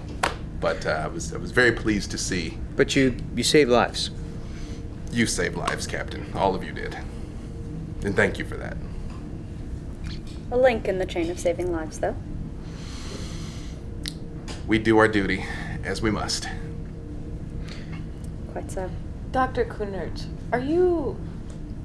Not a doctor currently. I have been before, but no. Ranking? Lieutenant Commander. Lieutenant Commander. You're not one of these 31 guys, are you? I just lean in and I say, Jiv. Would a 31 guy say they were a 31 guy? You know what? I gotta be honest with you, on this ship, possibly. Possibly, yeah. Yeah. Hashtag ship of no secrets? You make a Ship of compelling really argument. bad at secrets. Yeah, you make a compelling argument. No, it was just decided. Sorry. But I take it you know what I'm talking about, though, right? Because we haven't run into anybody who knows what the hell we're talking about, or would know what the hell we're talking Jiv, about. he knows what we're talking about. Okay. And maybe we don't talk about it. I just want to know who I'm sitting across the table For from. safety. Bork and Cooner. I am an enthusiast in collapsing pulsars. I've met a lot of people who've given me a lot of names. I'm just saying. That's a pretty fake sounding name. That is currently my name. I've had several, but it's right now. That is my actual designation currently. Yes. Fair enough. Can I roll to see what I remember of a Kunert symbiont, Yeah. if at all? Absolutely. Let's do that. I'm about going time. to say this Let's is going get to be insight and... I'll let you pick either between insight and security and insight and command. Oh, I wonder what I could possibly opt for. I don't know. I don't know. Yeah. Can I use my We're making weekly insight word value rolls. for this? What's the value? No one keeps secrets from Janelle Rue. Rub tummies together. They talk to each other. It's a troll tummy server. He's an intelligency boy It sounds like it will. and has secrets. Yeah, I think I'd let him go. Yeah. Yeah? Yeah. Cool. I'll let you So go. I'll pop that for 2. And What? I'll get a momentum. Difficulty is Precautious? going to be 1 on this, and Yeah, he's no, not I'm trying just to gonna- mask oh. anything. So Wait, how Yeah, many no, I'm taking? gonna go for it. We're just gonna goose her. 3? Let's see what 3 kind of total? I just needed the 1 momentum to Got it. get another die. okay, let's roll. Interesting advice. 1, 2, 3, 3, 4, 5, 6. So we went to prom. On a DC 1. So that I was is born. 3 momentum back up with 2 bonus momentum I could spend on Okay. obtaining information. Heck yeah. Yeah. Which is the point. You're not sure if you remember anything about that name, but I'll just say that he is giving you a vibe of intense familiarity that you can't explain. There's something about him that feels, for lack of a better way of describing it, intimate. Like you know him somehow. Be it like close friend or family, you're not sure exactly how to put your finger on it, but there's something unusually familiar about him. With my bonus momentum, can I obtain information to sort of rule out that or Berlin, that Janelle or Dryden knew him? Yes. It's almost like a time freeze moment where you're kind of looking into the back of your memory and you're standing in a room with Dryden suddenly. And Dryden is like staring at him as he's talking. And Dryden says, I know him. I do too. I don't know how. I don't like that. I don't think he's a threat. No, not a threat, but I've had too many mysteries lately. Treat him like one. He's a person on my ship who's not my crew. He leans back. And Yep. Time speed back up. Do I notice the 1,000-yard stare or any change whatsoever? no, that was literally a blink. That's the speed of thought. Right. Just happened. Lieutenant Commander, you may be one of these 31 guys, but if you have any information that could help us save lives, potentially help us in our mission, then I think that you should share that information. I tend to agree. Captain, with all due respect, I've sat in a lot of different chairs in my life, and one thing I've learned is when you wear this uniform, we all want the same thing. We may take a lot of different ways to get there, but we're trying to learn about this galaxy that we find ourselves in and make it safe and peaceful for everyone in it. And that is unquestionably my commitment. You hear a groan from Shiv.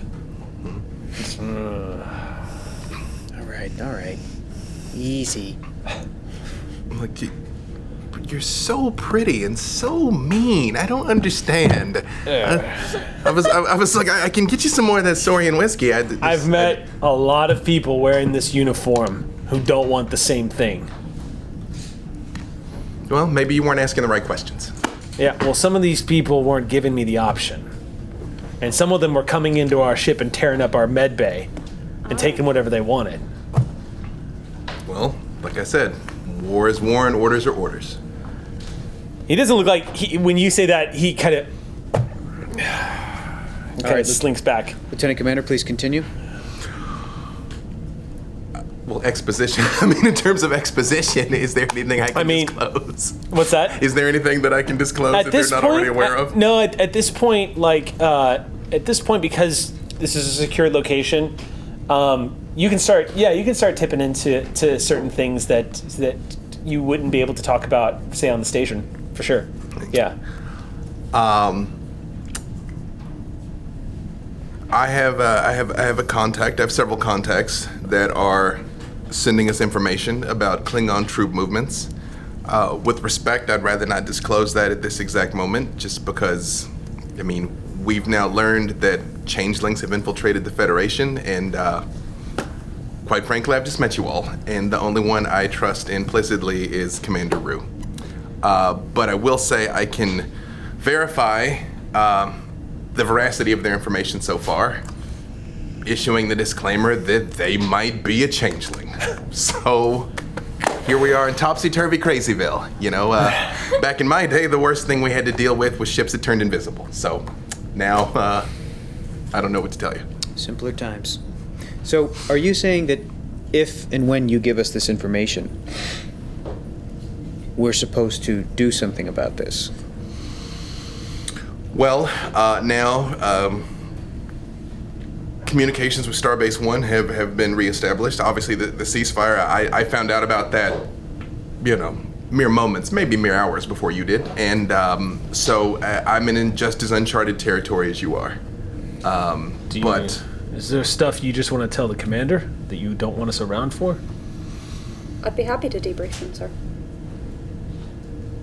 That might be good. But I will say, if you have any specific questions about your collapsing pulsars, and by the way, you're a doctor and you're an engineer, do you need me to send somebody to look in on them? Like They're fine. I know some people who, right, all right. The Klingons are all in a good mood. I'm sure nothing's gonna happen. Yeah, probably. Yeah, right.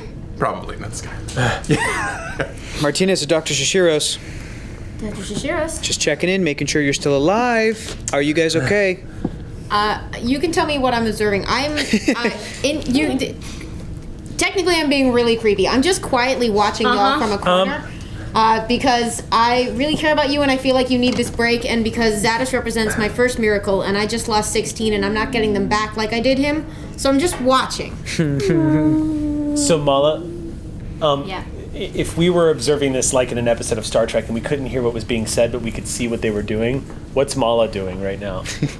You know how I was leaning in? I imagine I'm a lot closer now. I'm talking far, because I'm probably progressively getting drunker as my system is breaking down whatever is and murdering my system right now. So it's just, you know, when you just start getting drunk, you just start getting you're just talking at a person's face so close to them, and it feels so normal. So we're just really I'm very close to him. So I will take his body language as my indicator for What is when his body to language? Maybe come Because what am collect you. What am I feeling from him? Because I imagine I'm feeling a lot of things right now. I mean, whether Because I have no inhibitors. I was gonna say I'll let you decide how you're processing it. All of it's coming in. All of Okay, it. so Thorlo, Floodgates. Zadis is not recoiling. It's hard to read his facial expressions from here, but he doesn't look like he's moved from his position at all. And I'm watching for signs that she is sick, like as in going to hurl sick, or signs that he is getting really uncomfortable, or this is going to turn into a negative interaction, in which case I would swoop in. you don't see any discomfort on his face. He's just kind of nodding as she's talking, even though she's very close to him. He looks like he's intent on listening to everything she's saying, and he's just kind of nodding. Mala, you are definitely getting a sense of this sort of, I don't know how else to describe it. It's not anxiety, but I would say it's an elevated sense of curiosity. It's almost like if you got the impression out of Zadis, if you could quantify the where is this going emotion. Right.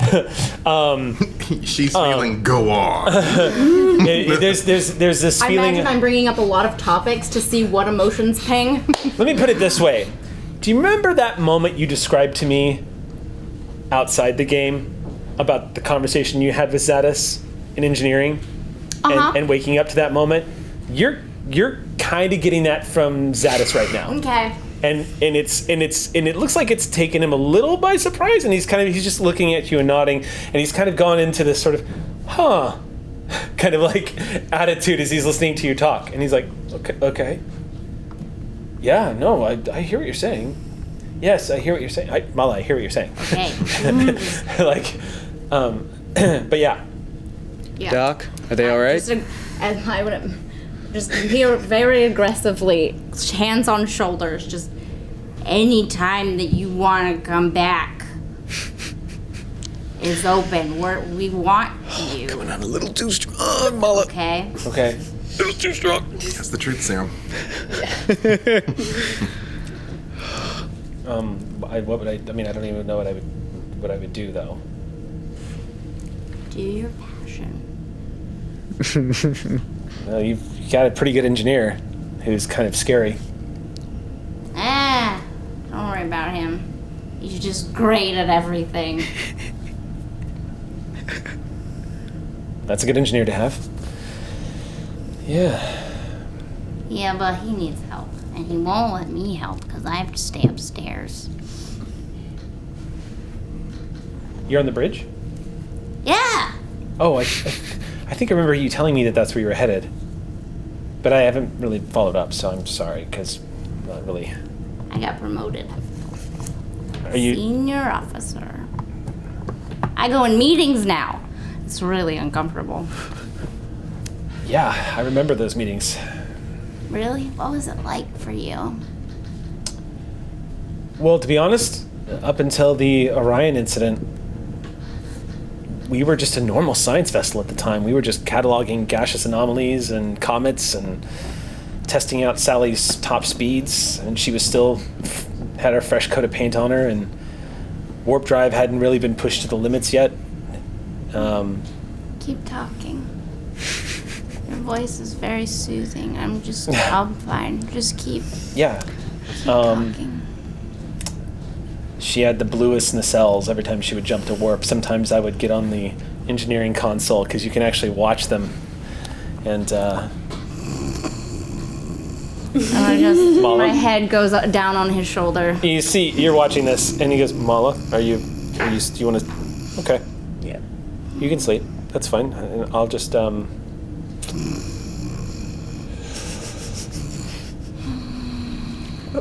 Doc, are you alive?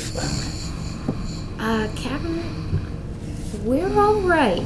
If you don't need us, we'll be back in a little while. Okay. Just. That's actually the button in which we have to stop. It's like 3 minutes till. I'm the worst friend ever. I'm sorry. Hey, B-Day. Could I just say one thing, Yeah. Commander Martinez, before we Please do. before we fade out? Yes. Yeah. I would say Hijack a scene. I will tell you one thing, Captain. We have a very narrow window of opportunity here, and I probably don't need to tell you, Tolosh is dangerous. That's a good button. That's for real world. That's okay. That's where we will pause. Amy, you're out next week, yeah? Yeah. B-Dave, you want to come back? Absolutely. Yeah. Yay. All right. Momentum and a hell of an insight check incoming. Yeah. Without the antenna, though. Yes. Without. Well, this is sort of like a fun RP episode. Yeah. Got in some good character interaction. Let us do what we You know want. what's Yeah. you know what's crazy is when we had the episodes where we had to go and deal with these orders in the first place. B-Dave caught me outside the building as I was walking in, and he could tell I was very stressed. And he was like, "Hey, man, I just want to say something real quick. War is war, and orders are orders." I literally, and then I walked in like, "You son of a, don't do that." And then he made it part of the show. It's in the show now. it's part of the canon now. It's going in the wiki. That's I was like, great. well, True. Whereas B. Dave and I were just like, yeah, sure. Exactly. No. definitely catch us about back that. here next Friday, and we will see you then for another episode of Shielded tomorrow. And healing frequencies are closed. See you Tuesday.